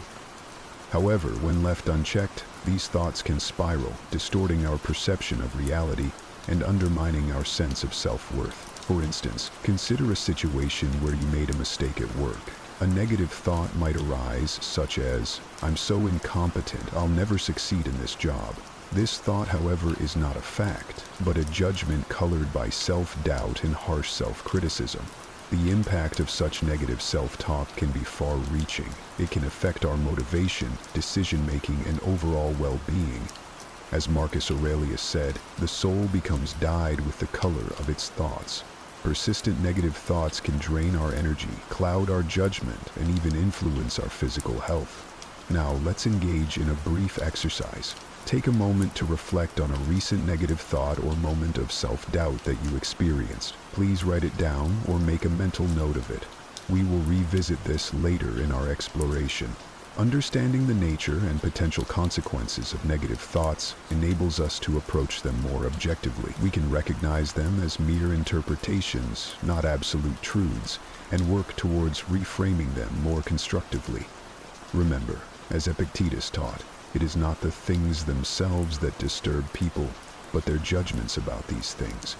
With this awareness, we can break free from negative thoughts and self-doubt, paving the way for a more empowered and fulfilling life. Changing your perspective. One of the core principles of Stoicism is the idea that our thoughts shape our reality. Epictetus wisely stated, "Men are disturbed not by things, but by the view which they take of them." This profound insight holds the key to overcoming negative thoughts and self-doubt. By changing our perspective, we can transform our experience. Let's revisit the example from the previous chapter, where you made a mistake at work and a negative thought arose, labeling you as incompetent and doubting your ability to succeed. This thought is not a fact, but a subjective interpretation colored by self-doubt and harsh self-criticism. The Stoics would encourage us to reframe this thought by adopting a more objective and rational perspective. Instead of criticizing ourselves, we could view the mistake as a learning opportunity to identify areas for improvement and growth. We could remind ourselves that mistakes are an inevitable part of the human experience, and that even the most accomplished individuals have faced setbacks and failures throughout their journeys.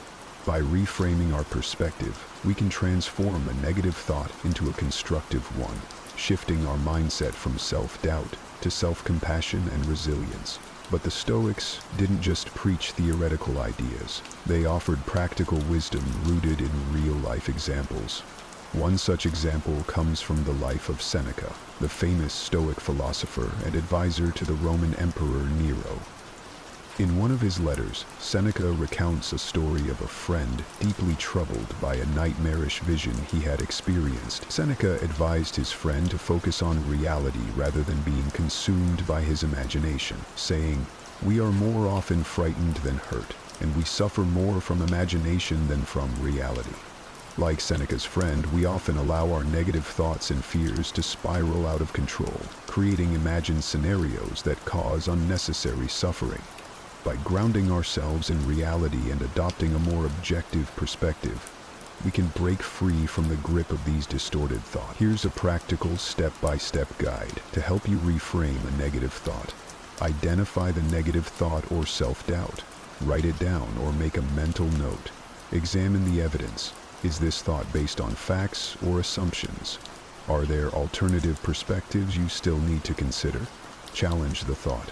Ask yourself, is this thought helping me or hurting me?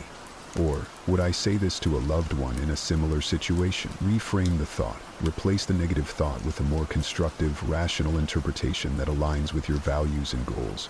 Repeat the reframed thought. Reinforce the new perspective by repeating it to yourself or writing it down. As Marcus Aurelius reminded us, if you are distressed by anything external, the pain is not due to the thing itself, but to your estimate of it. And this you have the power to revoke at any moment. By actively practicing reframing our perspective, we can gradually rewire our thought patterns, cultivating a more resilient and empowered mindset. It takes consistent effort, but the rewards are immense. A greater sense of inner peace, self-confidence, and ability to navigate life's challenges with wisdom and grace. Focus on what you can control.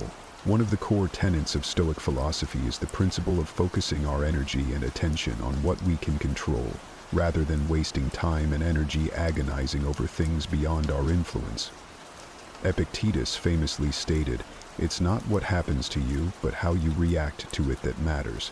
This principle is compelling when dealing with negative thoughts and self-doubt. While we cannot always control the initial thoughts that arise, we can control how we respond to them. Do we allow them to spiral, fueling our self-doubt and anxiety, or do we consciously shift our focus to what is within our control? Let's consider a practical example. Imagine you've been passed over for a promotion at work, and feelings of self-doubt and negative thoughts begin to surface. I'm not good enough. I'll never advance in this company. I'm a failure. While it's understandable to feel disappointed, dwelling on these negative thoughts and ruminating over the situation will only breed more negativity and disempowerment. Instead, the Stoic approach would focus on what you can control: your reaction, your mindset, and your next steps.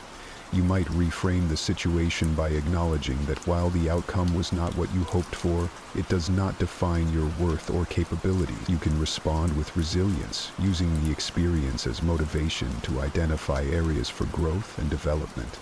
Additionally, you can focus on what is within your control, such as updating your skills, seeking feedback from mentors, or exploring new opportunities within or outside the company. This principle is exemplified in Epictetus' life. Born into slavery, he faced numerous challenges and adversities beyond his control. However, he focused his energy on what was within his power: his mindset, actions, and response to circumstances. In one of his famous teachings, Epictetus emphasized, "Make the best use of what is in your power, and take the rest as it happens." By embracing this wisdom, we can avoid becoming consumed by negative thoughts and self-doubt from situations we cannot control. Instead, we can focus on our sphere of influence, taking constructive action and maintaining a positive, empowered mindset. To put this principle into practice, I invite you to pause and reflect on a current worry or concern causing you distress. Identify the aspects of the situation within your control and separate them from the factors beyond your influence. By consciously shifting your focus to what you can control, you'll find it easier to let go of negative thoughts and self-doubt surrounding the uncontrollable elements. This simple yet profound practice can cultivate inner peace, resilience, and empowerment in facing life's challenges. As Epictetus taught, it's not what happens to you, but how you react to it that matters. By embracing this Stoic wisdom, you can reclaim your power and navigate life's ups and downs with grace and composure. Building resilience through Stoic practices. Thus far, we've discussed powerful Stoic principles for reframing negative thoughts, focusing on what's within our control, and cultivating an empowered mindset. However, the Stoics understood that lasting inner transformation requires more than intellectual understanding. It demands consistent practice and the cultivation of specific mental habits. One such practice is the Stoic concept of negative visualization, which may seem counterintuitive at first glance. As Epictetus wisely stated, "No great thing is created suddenly, any more than a bunch of grapes or a fig. If you tell me that you desire a fig, I answer you that there must be time. Negative visualization involves contemplating potential adverse scenarios or misfortunes that could befall us. It may sound like a recipe for pessimism, but the Stoics saw it as a tool to cultivate gratitude, resilience, and a deeper appreciation for the present moment. By mentally preparing for challenges and setbacks, we become less shocked and overwhelmed when they inevitably occur. Additionally, it helps us cherish the good things rather than take them for granted. Let's engage in a brief exercise to experience the power of this practice. Close your eyes and imagine losing something truly valuable to you, a possession, a relationship, or even your health. Allow yourself to feel the weight of that potential loss. Fully notice how this exercise can heighten your gratitude for what you currently have and instill a sense of humble appreciation for the temporary nature of all things. The Stoics understood that by regularly practicing negative visualization, we could develop a kind of emotional immunity, a resilience that allows us to weather life's storms with poise and grace. Marcus Aurelius, the mighty Roman emperor and Stoic philosopher, embodied this principle. Despite facing numerous personal losses and challenges, including the untimely deaths of several children and a devastating plague that ravaged his empire, Marcus Aurelius maintained his composure. He continued to govern with wisdom and compassion. He wrote in his famous Meditations, "How ridiculous and unrealistic is the man who is astonished at anything that happens in life." By embracing the Stoic practice of negative visualization, Marcus Aurelius cultivated a profound sense of resilience and acceptance, allowing him to navigate even the most harrowing circumstances with grace and poise. As we continue our journey toward overcoming negative thoughts and self-doubt, practices like negative visualization can serve as powerful tools to fortify our mental and emotional resilience. By regularly reminding ourselves of the impermanence of all things and mentally preparing for potential adversity, we can cultivate a sense of humble gratitude and develop the inner strength to face life's challenges with courage and wisdom. Remember, as Epictetus taught, no great thing is created suddenly. Building resilience is a gradual process that requires consistent practice and dedication, but by embracing Stoic practices we can steadily cultivate the inner resources to overcome negative thoughts, self-doubt, and any obstacles that may arise. Surrounding yourself with positivity, while the Stoic teachings emphasize cultivating inner resilience and self-mastery, the ancient philosophers recognized the profound impact our social environment has on our mental and emotional well-being. As Epictetus wisely advised, the key is to keep company only with people who uplift you, whose presence calls forth your best. The people we surround ourselves with can either fuel our negative thought patterns and self-doubt, or inspire us to rise above them. Their words, attitudes, and energy can drag us down or elevate us to new heights of confidence and self-assurance. Think about the individuals in your life who consistently radiate positivity, encouragement, and belief in your potential. Perhaps it's a close friend, a mentor, or a family member who has consistently supported and uplifted you, even during your darkest moments of self-doubt. Now, contrast that with the people in your life who seem to perpetuate your negative thought patterns. They might be quick to criticize, doubt your abilities, or project their insecurities onto you. The Stoics understood that limiting exposure to negative influences and intentionally cultivating uplifting relationships could profoundly impact our mental and emotional state. Consider the example of Monkey D. Luffy from the anime One Piece. Luffy's journey to becoming the Pirate King is significantly influenced by the positive and supportive friends he surrounds himself with. Early in his quest, Luffy gathers a diverse crew of individuals who believe in his dream and support him through every challenge and setback. Characters like Zoro, Nami, Sanji, and Chopper contribute their strengths and unwavering belief in Luffy, encouraging him to persevere despite overwhelming odds. Their support and friendship help Luffy stay resilient and inspire each other to grow and reach their potential. By intentionally curating his crew, Luffy creates an environment that nurtures confidence, resilience, and determination, ultimately propelling him toward his dream of finding the One Piece and becoming the Pirate King. On the other hand, imagine the path of someone who remains entrenched in a toxic social environment, Constantly surrounded by negativity, criticism, and doubt, it becomes increasingly challenging for them to break free from negative thoughts and self-doubt when those patterns are continuously reinforced by their social influences. So, how can we apply this Stoic wisdom to our own lives? Here are some practical tips. Evaluate your current social circle. Identify the individuals who uplift and encourage you, as well as those who perpetuate negative thought patterns. Gradually limit exposure to toxic influences while nurturing and prioritizing relationships with positive, supportive people. Seek out communities, groups, or mentors aligned with your values and goals, as they can provide a powerful source of inspiration and motivation.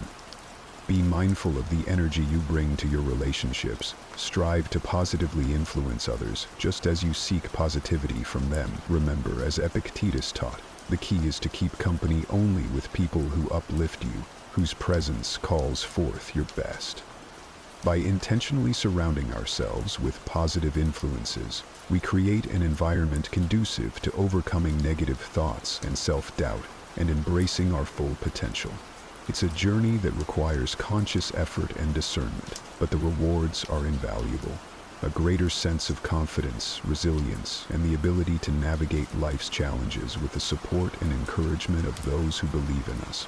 Gratitude and contentment. At the core of Stoic philosophy lies a profound understanding of the power of gratitude and contentment. These principles serve as potent antidotes to the negative thought patterns and self-doubt that can quickly consume us in our modern, fast-paced lives. As Marcus Aurelius eloquently stated, "Do not indulge in dreams of having what you have not, but reckon up the chief of the blessings you do possess, and then thankfully remember how you would crave for them if they were not yours." These words encapsulate the essence of gratitude, the practice of actively appreciating and savoring the blessings we already possess, rather than constantly yearning for more. By cultivating gratitude, we shift our focus away from perceived deficiencies and scarcity and instead embrace the abundance surrounding us. Imagine the weight lifted from your shoulders if you genuinely appreciate and feel grateful for all the positive aspects of your life, rather than fixating on what you lack or wish you had. The Stoics understood that this shift in perspective could profoundly impact our mental and emotional well-being. Seneca, another prominent Stoic philosopher, echoed this sentiment when he wrote, "It is in no man's power to have whatever he wants, but he has it in his power not to wish for what he hasn't got, and cheerfully make the most of the things that do come his way." These words remind us that true contentment does not come from constantly acquiring more, but from cultivating a sense of sufficiency and appreciating what we already have. By embracing this mindset, we can break free from the endless desire and dissatisfaction that fuels so much of our negative self-talk and self-doubt. To put this into practice, let's engage in a brief gratitude exercise. Close your eyes and take a few deep breaths. Now, consider 3 aspects of your life that you are truly grateful for. Perhaps your health, a loving relationship, or a cherished memory. Allow yourself to fully savor and appreciate these blessings, feeling the warmth of gratitude spread through your being. As you open your eyes, notice the subtle shift in your perspective. Do you feel lighter, more present, and less burdened by negative thoughts or self-doubt? This is the transformative power of gratitude and contentment. Acceptance and letting go. Epictetus wisely advised, "Don't demand that things happen as you wish, but wish that they happen as they do happen, and you will go on well." These words highlight a profound truth. Much of our suffering and negative thought patterns stem from our resistance to how things are and our attachment to how we believe they should be. By accepting reality as it unfolds, without judgment or resistance, we can cultivate a sense of inner peace and freedom from negative thoughts and self-doubt. Consider the example of a student who has worked tirelessly to prepare for a critical exam, only to receive a disappointing result. Suppose they cling to the expectation of a different outcome. In that case, they will likely spiral into a cycle of negative self-talk, doubt, and rumination.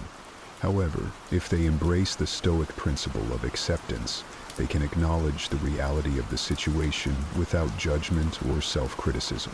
They can redirect their energy toward constructive next steps rather than dwelling on what cannot be changed. Toward constructive next steps rather than dwelling on what cannot be changed. This principle was embodied by Marcus Aurelius, who faced numerous challenges and adversities during his reign as Roman emperor.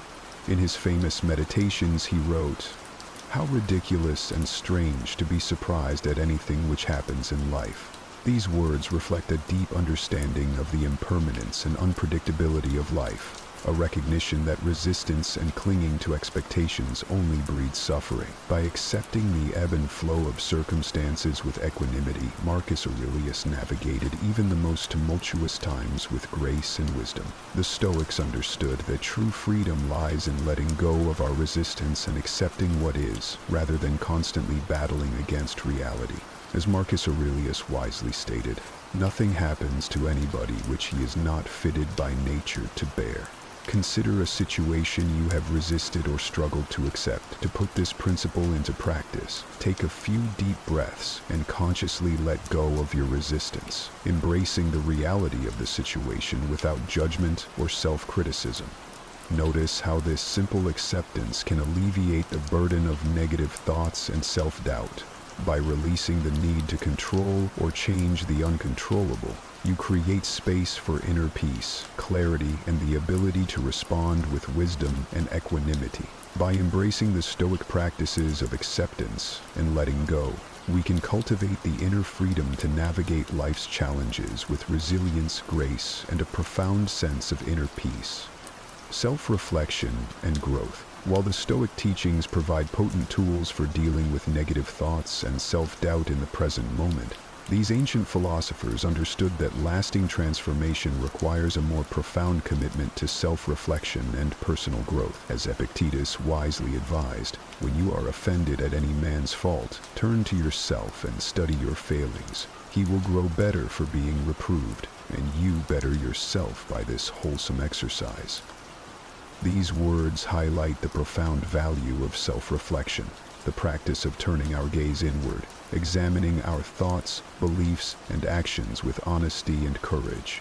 Through this process, we can identify areas for growth, confront our blind spots, and cultivate the self-awareness necessary for lasting personal development. Imagine for a moment a scenario where you made a mistake or experienced a setback that triggered a wave of negative self-talk and self-doubt. Instead of wallowing in these thoughts or projecting blame onto external factors, the Stoic approach would be to engage in radical self-reflection. Ask yourself probing questions. What role did my own actions or assumptions play in this outcome? What lessons can I learn from this experience? How can I approach similar situations with greater wisdom and resilience in the future? By adopting this mindset of self-reflection and growth, we shift our perspective from self-criticism and stagnation to empowerment and continuous improvement. The Stoics understood that personal growth is not a linear journey, but a cyclical process of self-reflection, learning, and implementation. It requires a willingness to confront our shortcomings and embrace challenges as opportunities for growth rather than sources of self-doubt and negativity.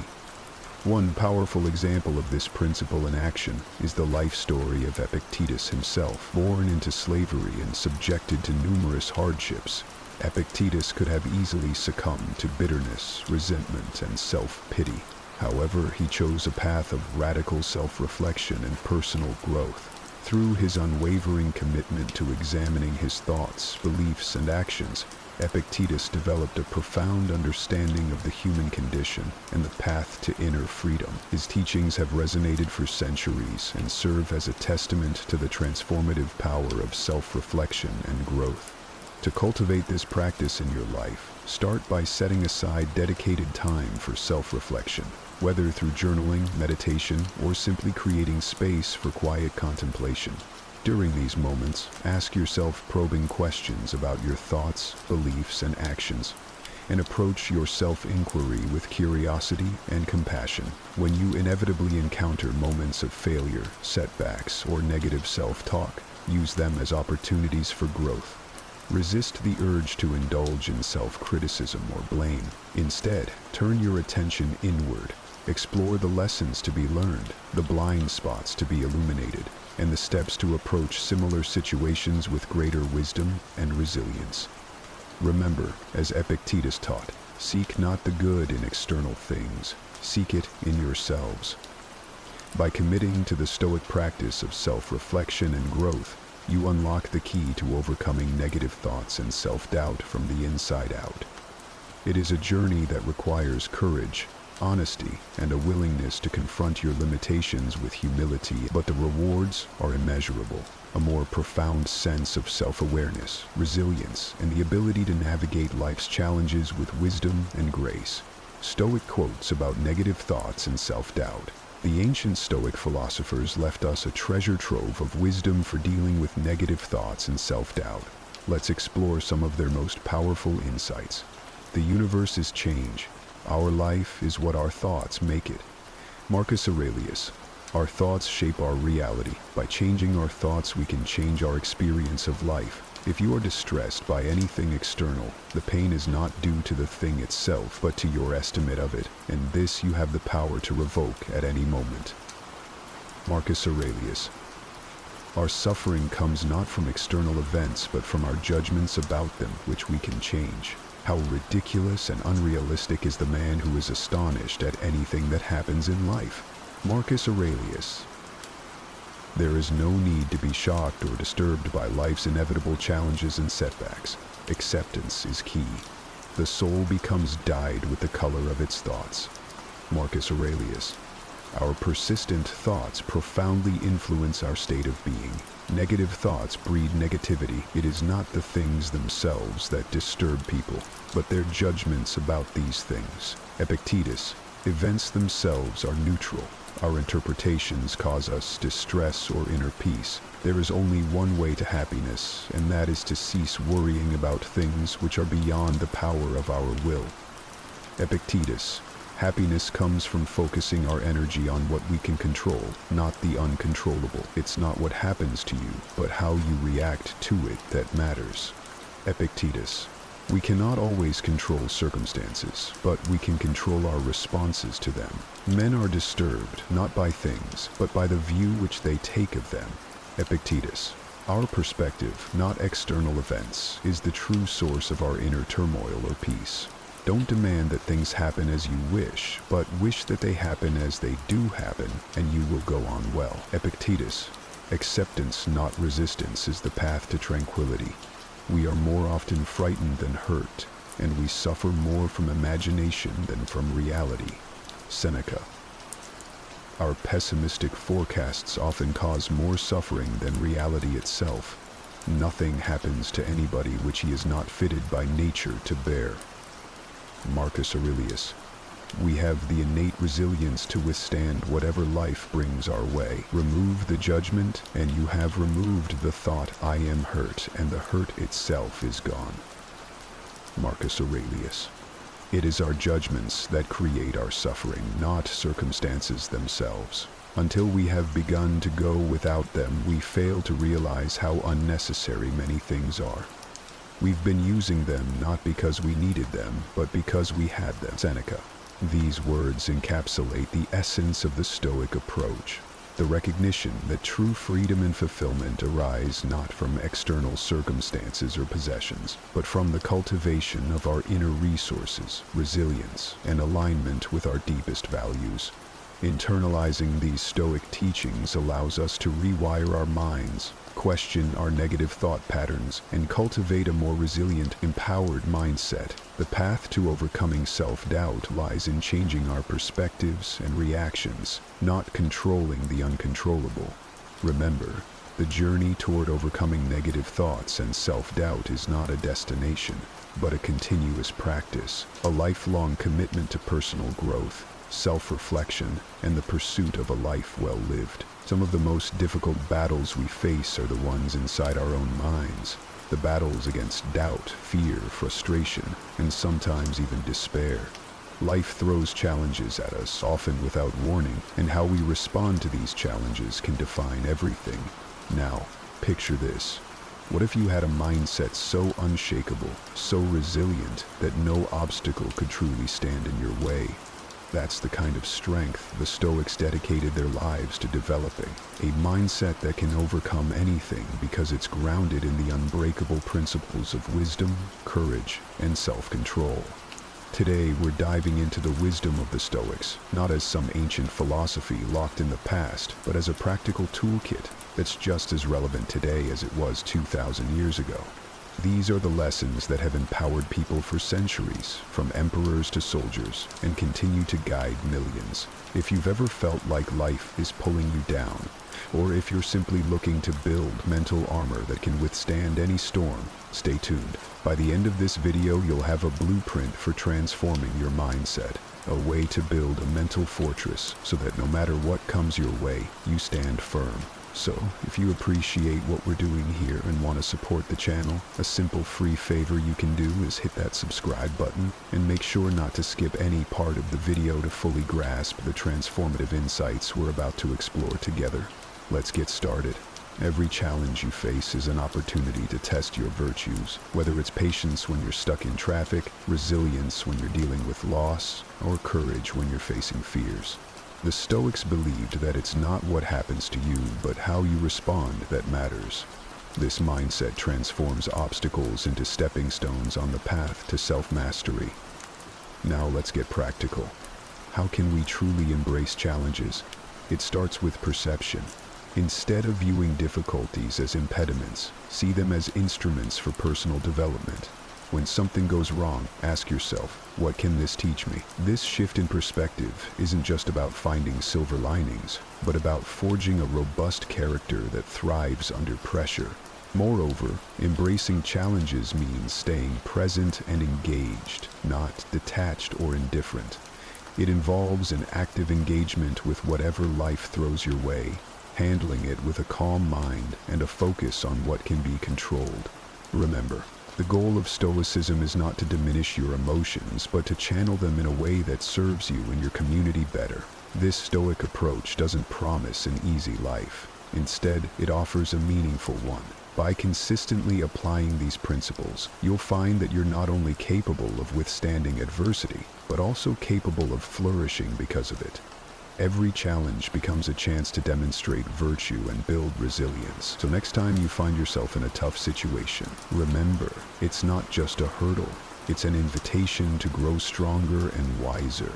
This principle teaches us that true wealth comes not from external possessions, but from the richness of our ideas and the strength of our character. Stoicism encourages us to shift our focus from acquiring material wealth, which is transient and often beyond our control, to developing robust, transformative ideas that can endure and truly impact the world. Think about it. The most influential people throughout history were not necessarily those with the most financial wealth, but those who offered groundbreaking ideas that reshaped society. From the philosophical insights of Marcus Aurelius to the innovative visions of modern thinkers and leaders, the real currency they dealt with was ideas. So how can we harness this power in our own lives? It starts with nurturing a mindset that values creativity and critical thinking over mere consumption. Stoicism prompts us to ask ourselves, are we merely accumulating things that will fade, or are we developing insights that will last? This isn't to say that money and resources aren't important. They are tools that can be used wisely, but they shouldn't be the end goal. Our aim should be to create and contribute, to think deeply about problems, and to come up with solutions that do more than just serve ourselves. Moreover, embracing the Stoic value of ideas over wealth involves understanding that personal growth and societal contribution are far more rewarding than material success. This perspective not only enriches our own lives, but also makes us valuable to others by fostering a culture of thought leadership and innovation. We can inspire those around us to also look beyond the superficial trappings of wealth and consider the lasting impact of their thoughts and actions. In a world increasingly driven by materialism, the Stoic focus on ideas over wealth is a refreshing call to refocus on what truly matters. It challenges us to be thinkers, innovators, and philosophers in our own right.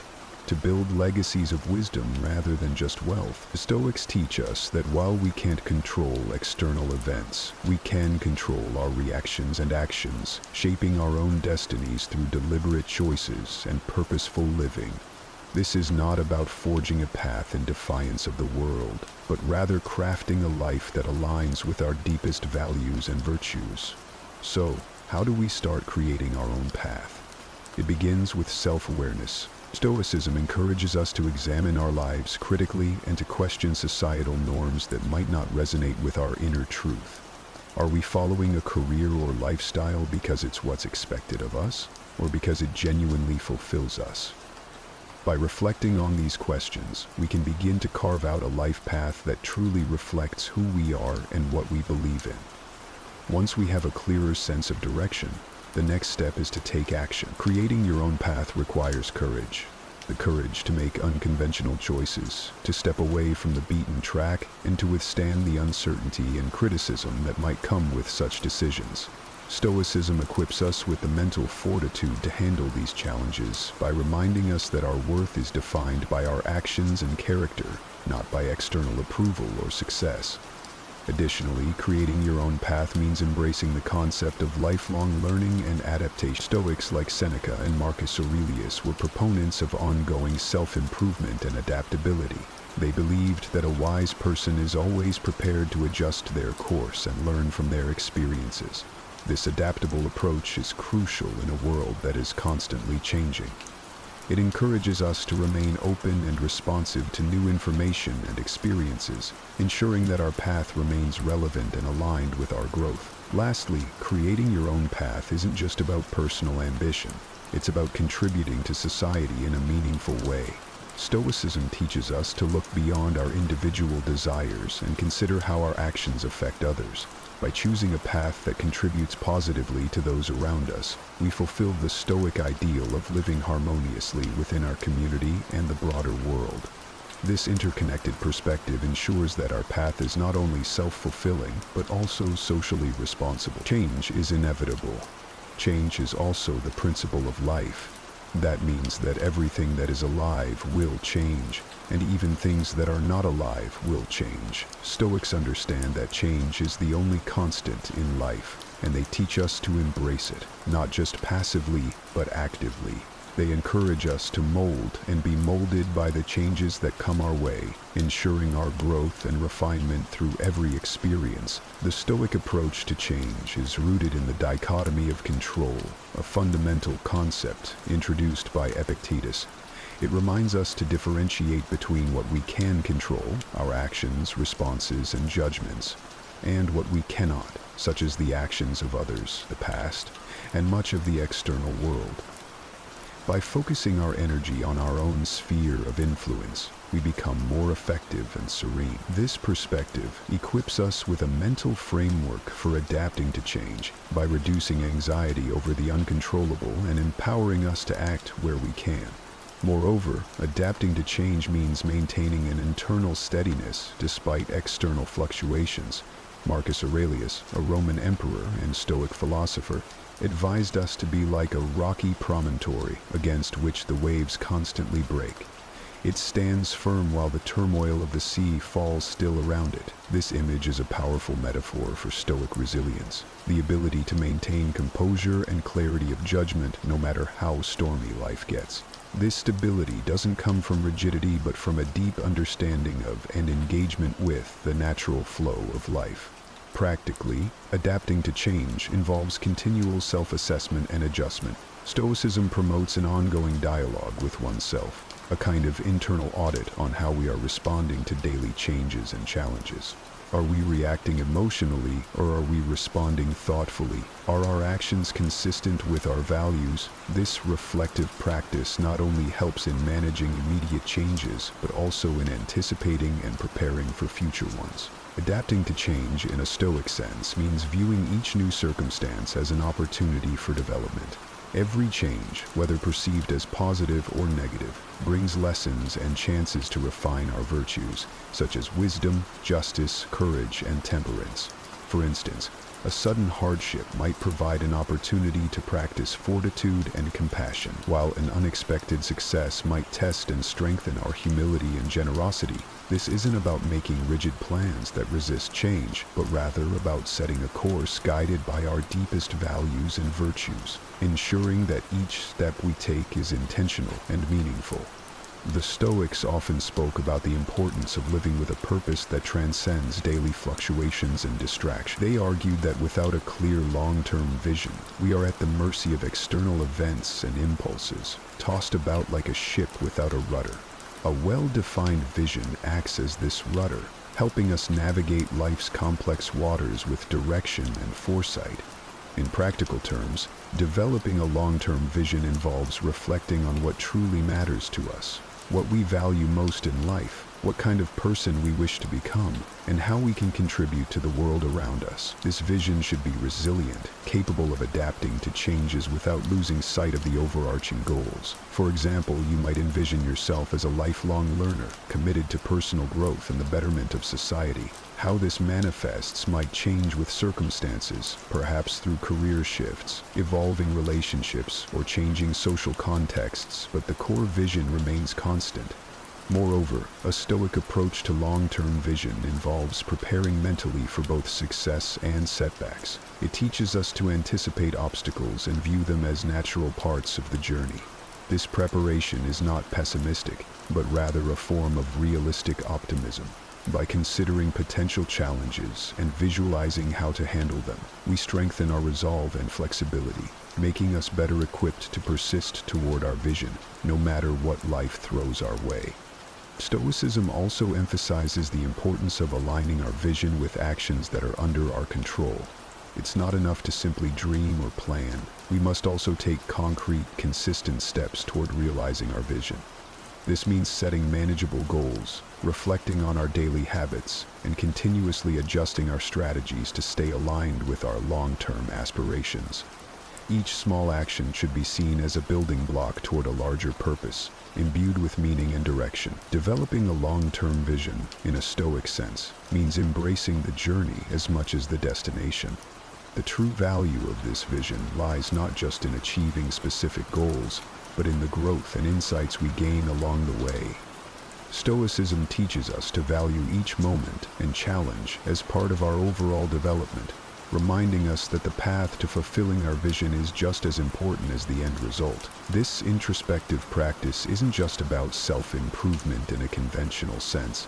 It's about cultivating a deep understanding of our thoughts, behaviors, and the motives behind them, aiming to align our actions with the virtues of wisdom, courage, justice, and temperance.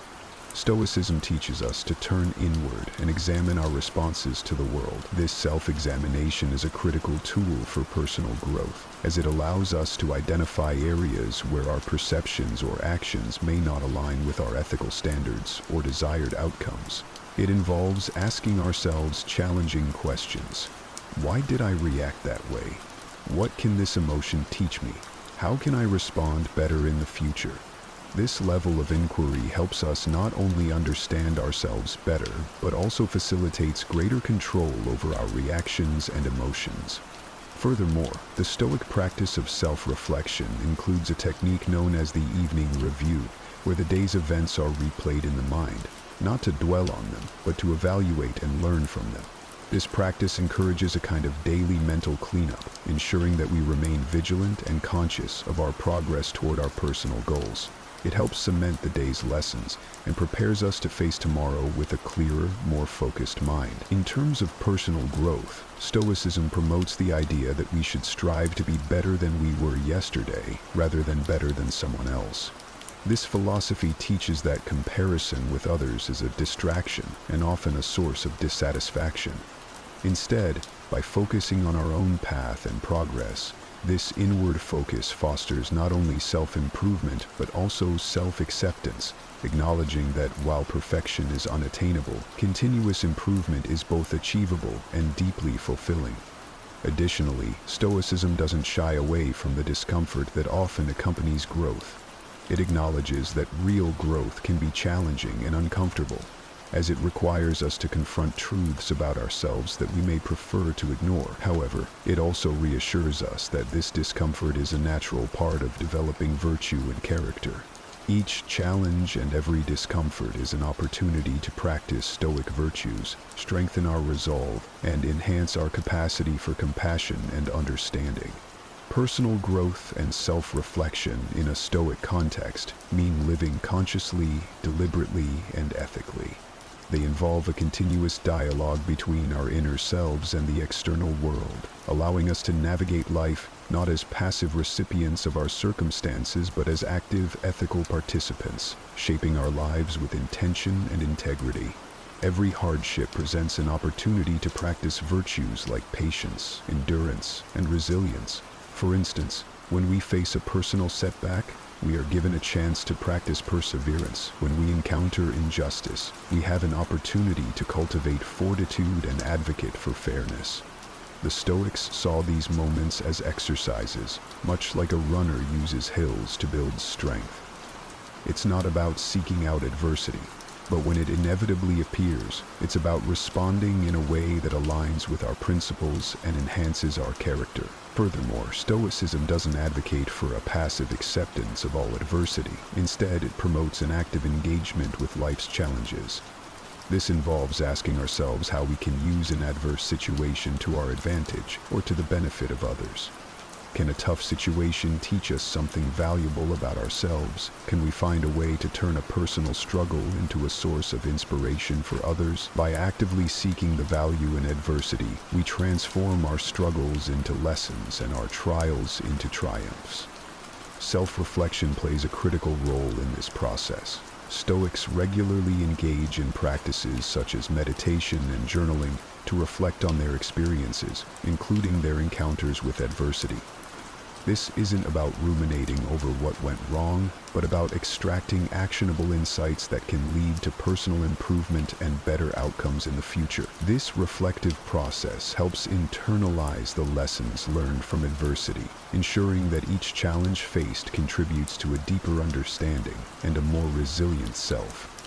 Moreover, utilizing adversity involves embracing a certain level of detachment from external conditions. Stoics strive to maintain inner tranquility regardless of external circumstances by focusing on what they can control, their responses and their attitudes. This detachment doesn't mean not caring about outcomes. Rather, it's about not being emotionally overwhelmed by them.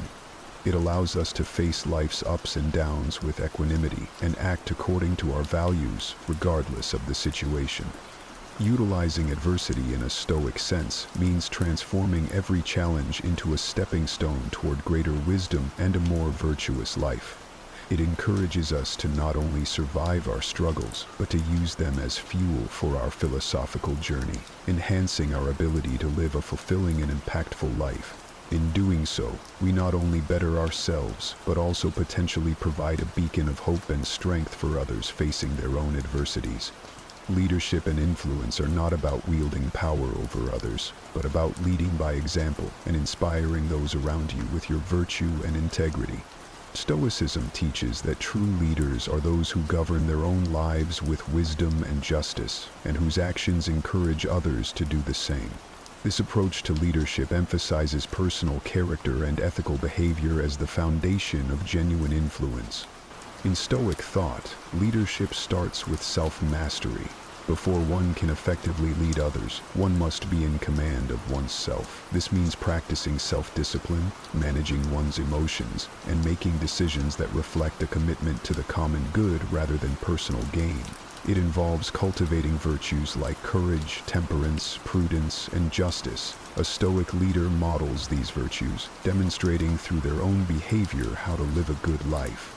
Their influence, therefore, is not enforced through authority, but naturally radiates out, compelling others by the example they set. Moreover, Stoicism holds that effective leadership is about contributing to the well-being of others and the community as a whole. It's about service rather than status. This perspective encourages leaders to focus on how they can help others grow and succeed, fostering an environment where the team or community can thrive. By prioritizing the needs and welfare of others, Stoic leaders build trust and loyalty, which are essential for any influential. Communication also plays a critical role in Stoic leadership. A Stoic leader communicates clearly, honestly, and with the intent to enlighten and improve the situations they are involved in. They listen attentively, seek to understand different perspectives, and respond thoughtfully. This open and respectful communication style not only helps in resolving conflicts and finding common ground, but also strengthens the leader's influence by establishing them as fair and reliable. Another important aspect of leadership in Stoicism is adaptability, the ability to remain steady in the face of change and uncertainty. Stoic leaders recognize that they cannot control all external events, but they can always control their responses. This resilience enables them to guide others through crises and challenges with calmness and clarity, providing a stable anchor for their team or community. Stoic leadership involves lifelong learning and reflection.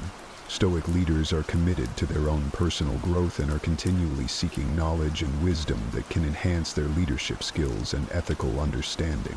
They are reflective about their actions and open to feedback, always looking for ways to improve and better serve their community. This is an essential part of Stoic practice, allowing you to pause, assess, and recalibrate your path according to the principles and values you hold dear. It's about looking back, not just to reminisce or regret, but to understand and learn.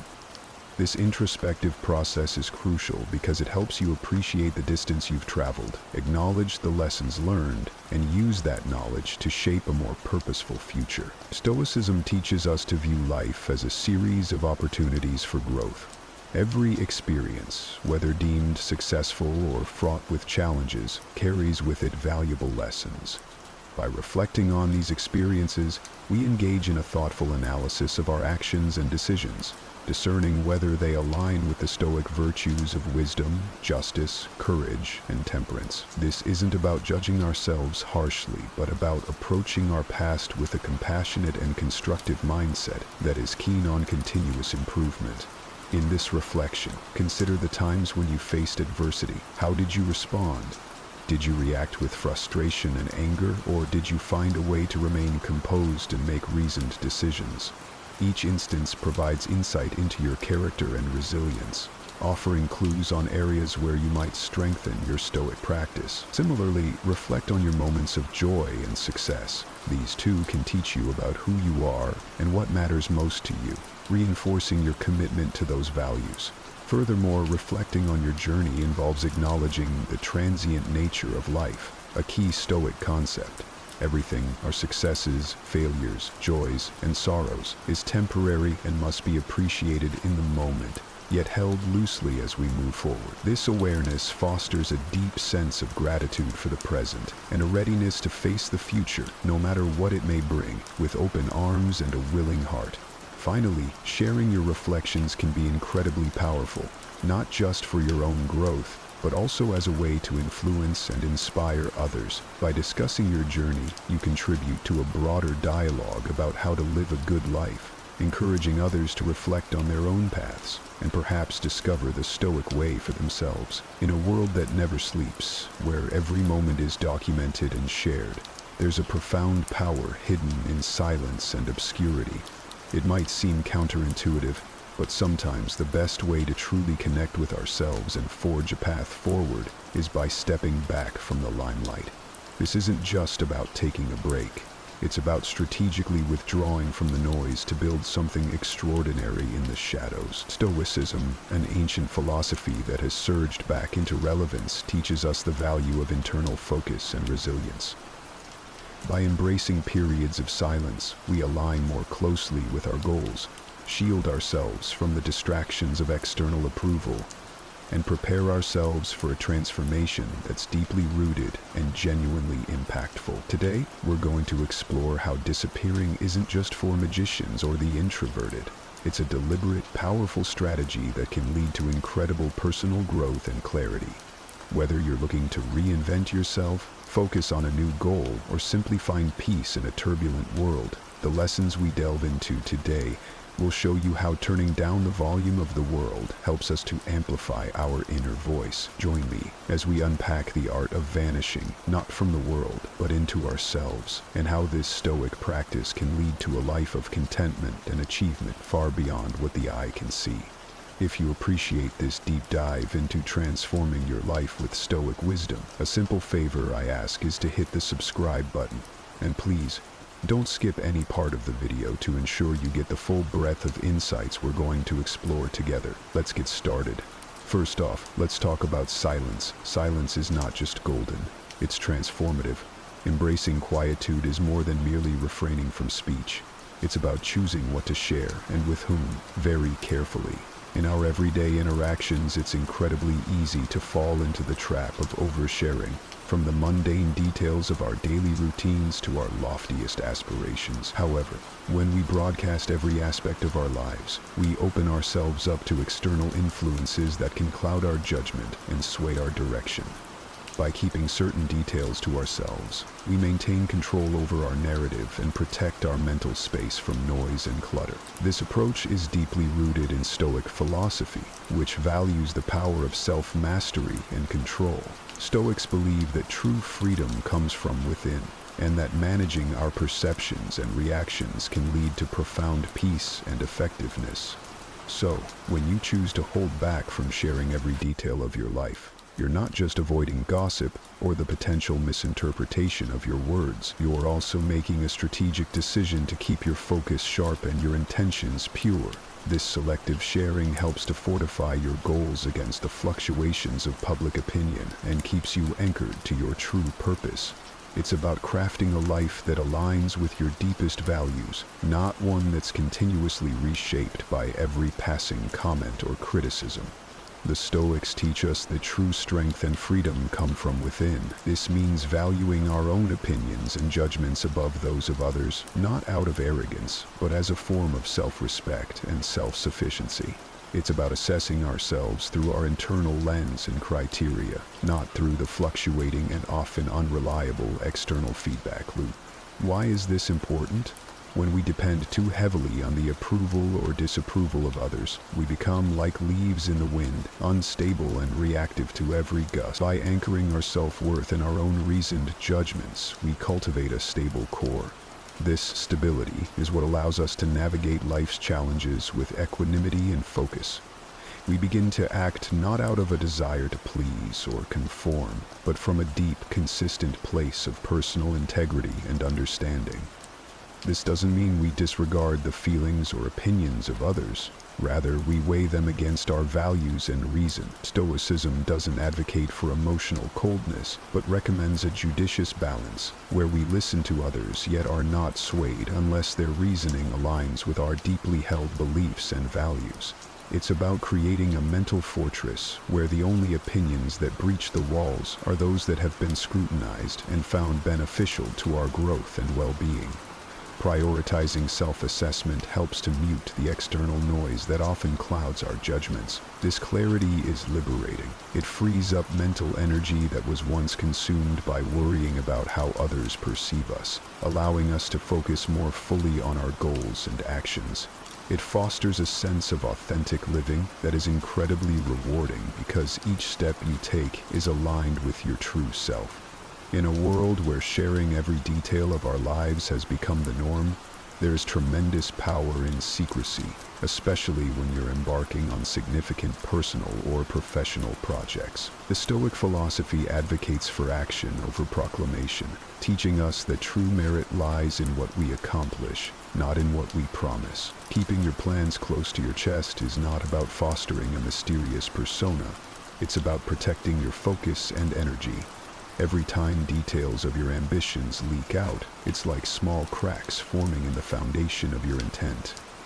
Each crack might seem minor, but collectively, they can significantly weaken your resolve and distract from your purpose. When others are aware of your intentions, it opens the door for external opinions, doubts, and even sabotage, whether intentional or subconscious.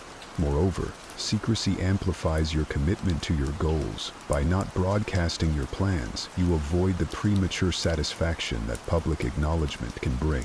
Studies have shown that when we announce our goals, we are often rewarded with premature praise that can diminish our motivation to see the plan through to completion. Stoicism teaches us to derive satisfaction from the act of doing and the personal fulfillment of seeing results, rather than from the accolades that might come from simply stating intentions. Additionally, keeping plans to yourself aligns with the Stoic practice of focusing on internal validation rather than external approval. It encourages a reflective and deliberate approach to your ambitions. You become more thoughtful in your actions and decisions because you are not influenced by the immediate reactions of others. This inward focus is crucial for deep, meaningful progress and aligns with the Stoic ideal of self-sufficiency. Whether you're advancing in your personal development, experiencing financial gains, or enhancing a skill, the journey you're on is deeply personal and inherently valuable. In the Stoic philosophy, progress is not a means to an end, but an end in itself. The true value lies not in the accolades or recognition that may come from your achievements, but in the personal growth and the virtues you develop along the way. Revealing your progress can inadvertently open the floodgates to external influences that might skew your perception or dilute your focus. For instance, sharing your achievements can sometimes lead to envy or unwanted attention from others. While some may offer genuine praise, others might project their insecurities or competitiveness, which can create an environment filled with negative energy and potential distractions. This is why Stoicism teaches us to appreciate and protect our inner peace and progress from the potentially corrosive effects of public scrutiny. Moreover, keeping your progress private allows you to savor your achievements without the external pressure of living up to others' expectations. It helps maintain that crucial internal validation where you measure success by your standards and growth rather than by the applause or approval of others. This self-referential approach is not only liberating, but also aligns with the Stoic ideal of self-sufficiency and resilience. You become less dependent on external validation and more focused on the intrinsic rewards of your efforts. Additionally, privacy in your progress nurtures a reflective and humble approach to personal growth. It encourages you to continually look inward, assess your development, and make adjustments based on your self-evaluation rather than external feedback. This introspection is a vital component of Stoic practice, fostering a deeper connection with your core self and ensuring that your advancements are both meaningful and aligned with your ultimate life goals. Inevitably, along your journey, you'll encounter setbacks and challenges. How you deal with these can fundamentally shape your path forward. The Stoic philosophy offers a powerful perspective here. Embrace your failures privately. This isn't about hiding your struggles out of shame or fear of judgment. It's about understanding and utilizing these experiences as vital ingredients for growth. Stoicism teaches us to see every obstacle as an opportunity to practice virtues such as resilience, courage, and persistence. By handling your struggles internally, you turn inward to reflect on these experiences deeply. This private contemplation allows you to extract valuable lessons without the external noise of pity or unsolicited advice.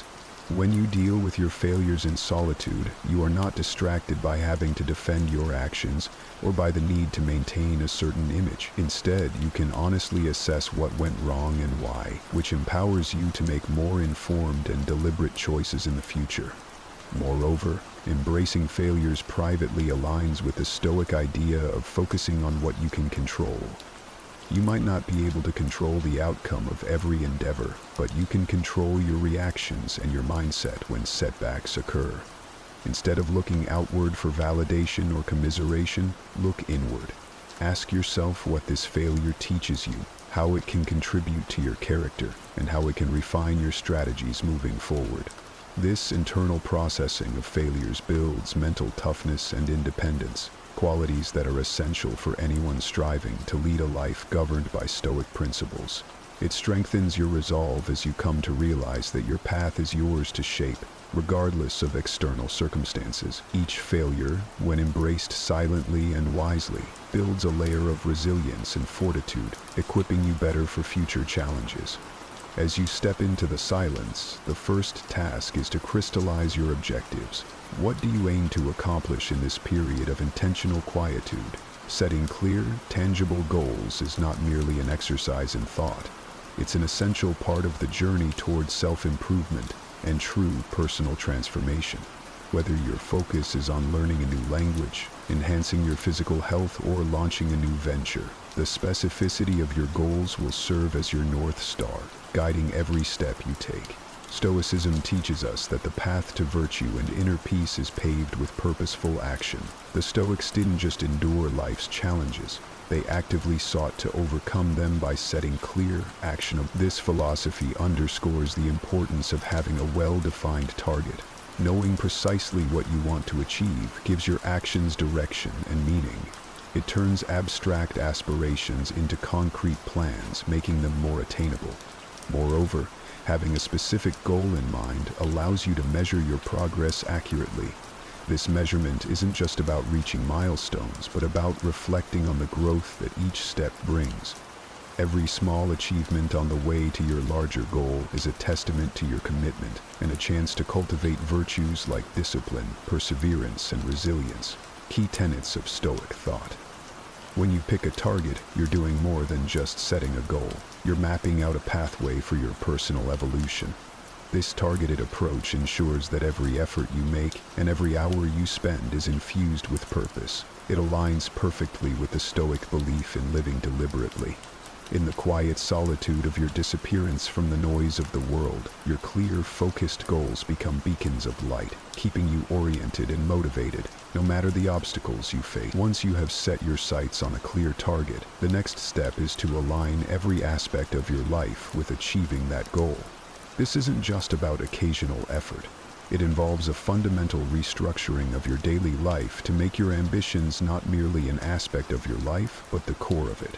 If your goal is to enhance your fitness, consider the practicality of living close to a gym or integrating physical activities into your daily routine that reinforce this commitment. If it's about acquiring knowledge, transform your living space into a haven of learning filled with books, documentaries, and access to online courses. Stoicism teaches us that discipline is not about restriction, but about aligning our actions with our true values. The Stoics view discipline as a form of self-love, a way to honor oneself by living in accordance with one's principles.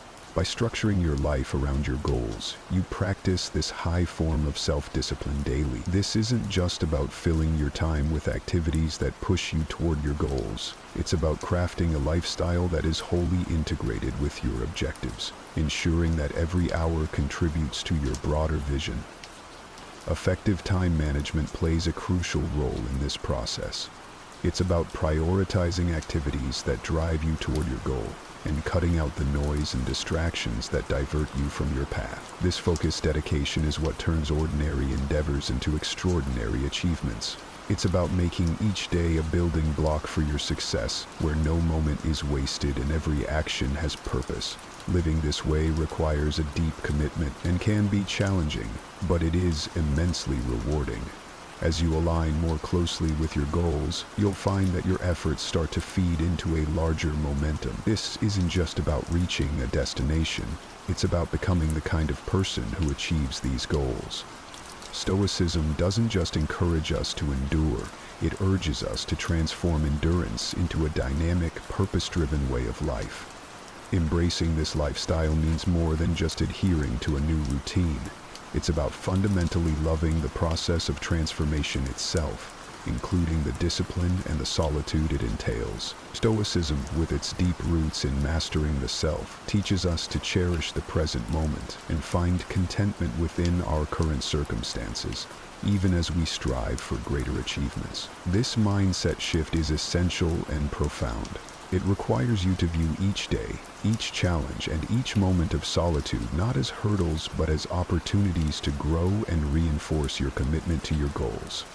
Stoicism doesn't merely manage perceptions, it transforms them. It encourages us to see the beauty in the process and the strength in what might often feel like solitary endeavors. By learning to appreciate the quiet moments of effort and reflection, you align more closely with Stoic ideals that value inner peace and resilience over external rewards. Reprogramming your mind also means cultivating a mindset that does not shy away from discomfort. Stoics believe that growth often comes from facing and embracing challenges head-on. In this transformative phase, you learn to derive joy from what might previously have been considered arduous tasks. This reprogramming turns discipline into a source of happiness because you know that each disciplined action takes you one step closer to your goal. Moreover, this new mindset encourages you to live intentionally, focusing on what truly matters and discarding what does not align with your goals. It's about making peace with the fact that while the future holds promise, the present holds the keys to that future. You start to see that true contentment comes not from reaching a distant goal, but from knowing that you are currently exactly where you need to be, doing exactly what you need to do.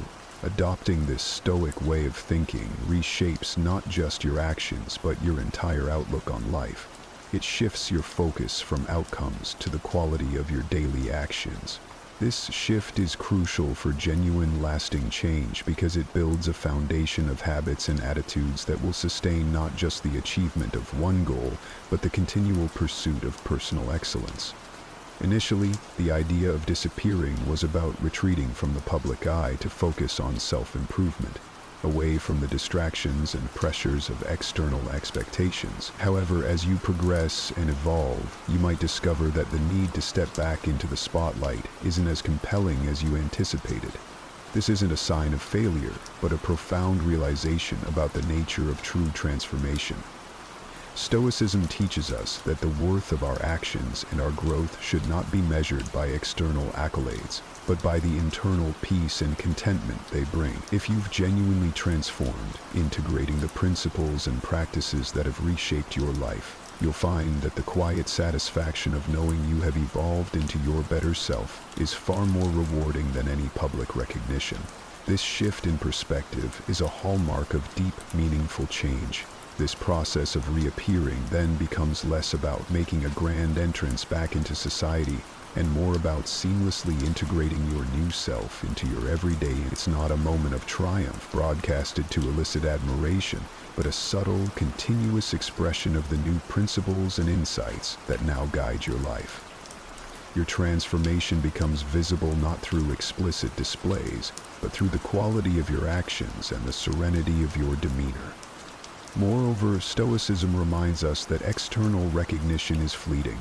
Today's accolades can easily become tomorrow's forgotten news. What remains, what endures, is the sense of fulfillment and self-contentment from knowing you live true to your values and capabilities. This enduring contentment becomes the true reward for your efforts, far surpassing the ephemeral satisfaction of external validation. Therefore, as you consider reappearing, remember that your transformation is an ongoing process.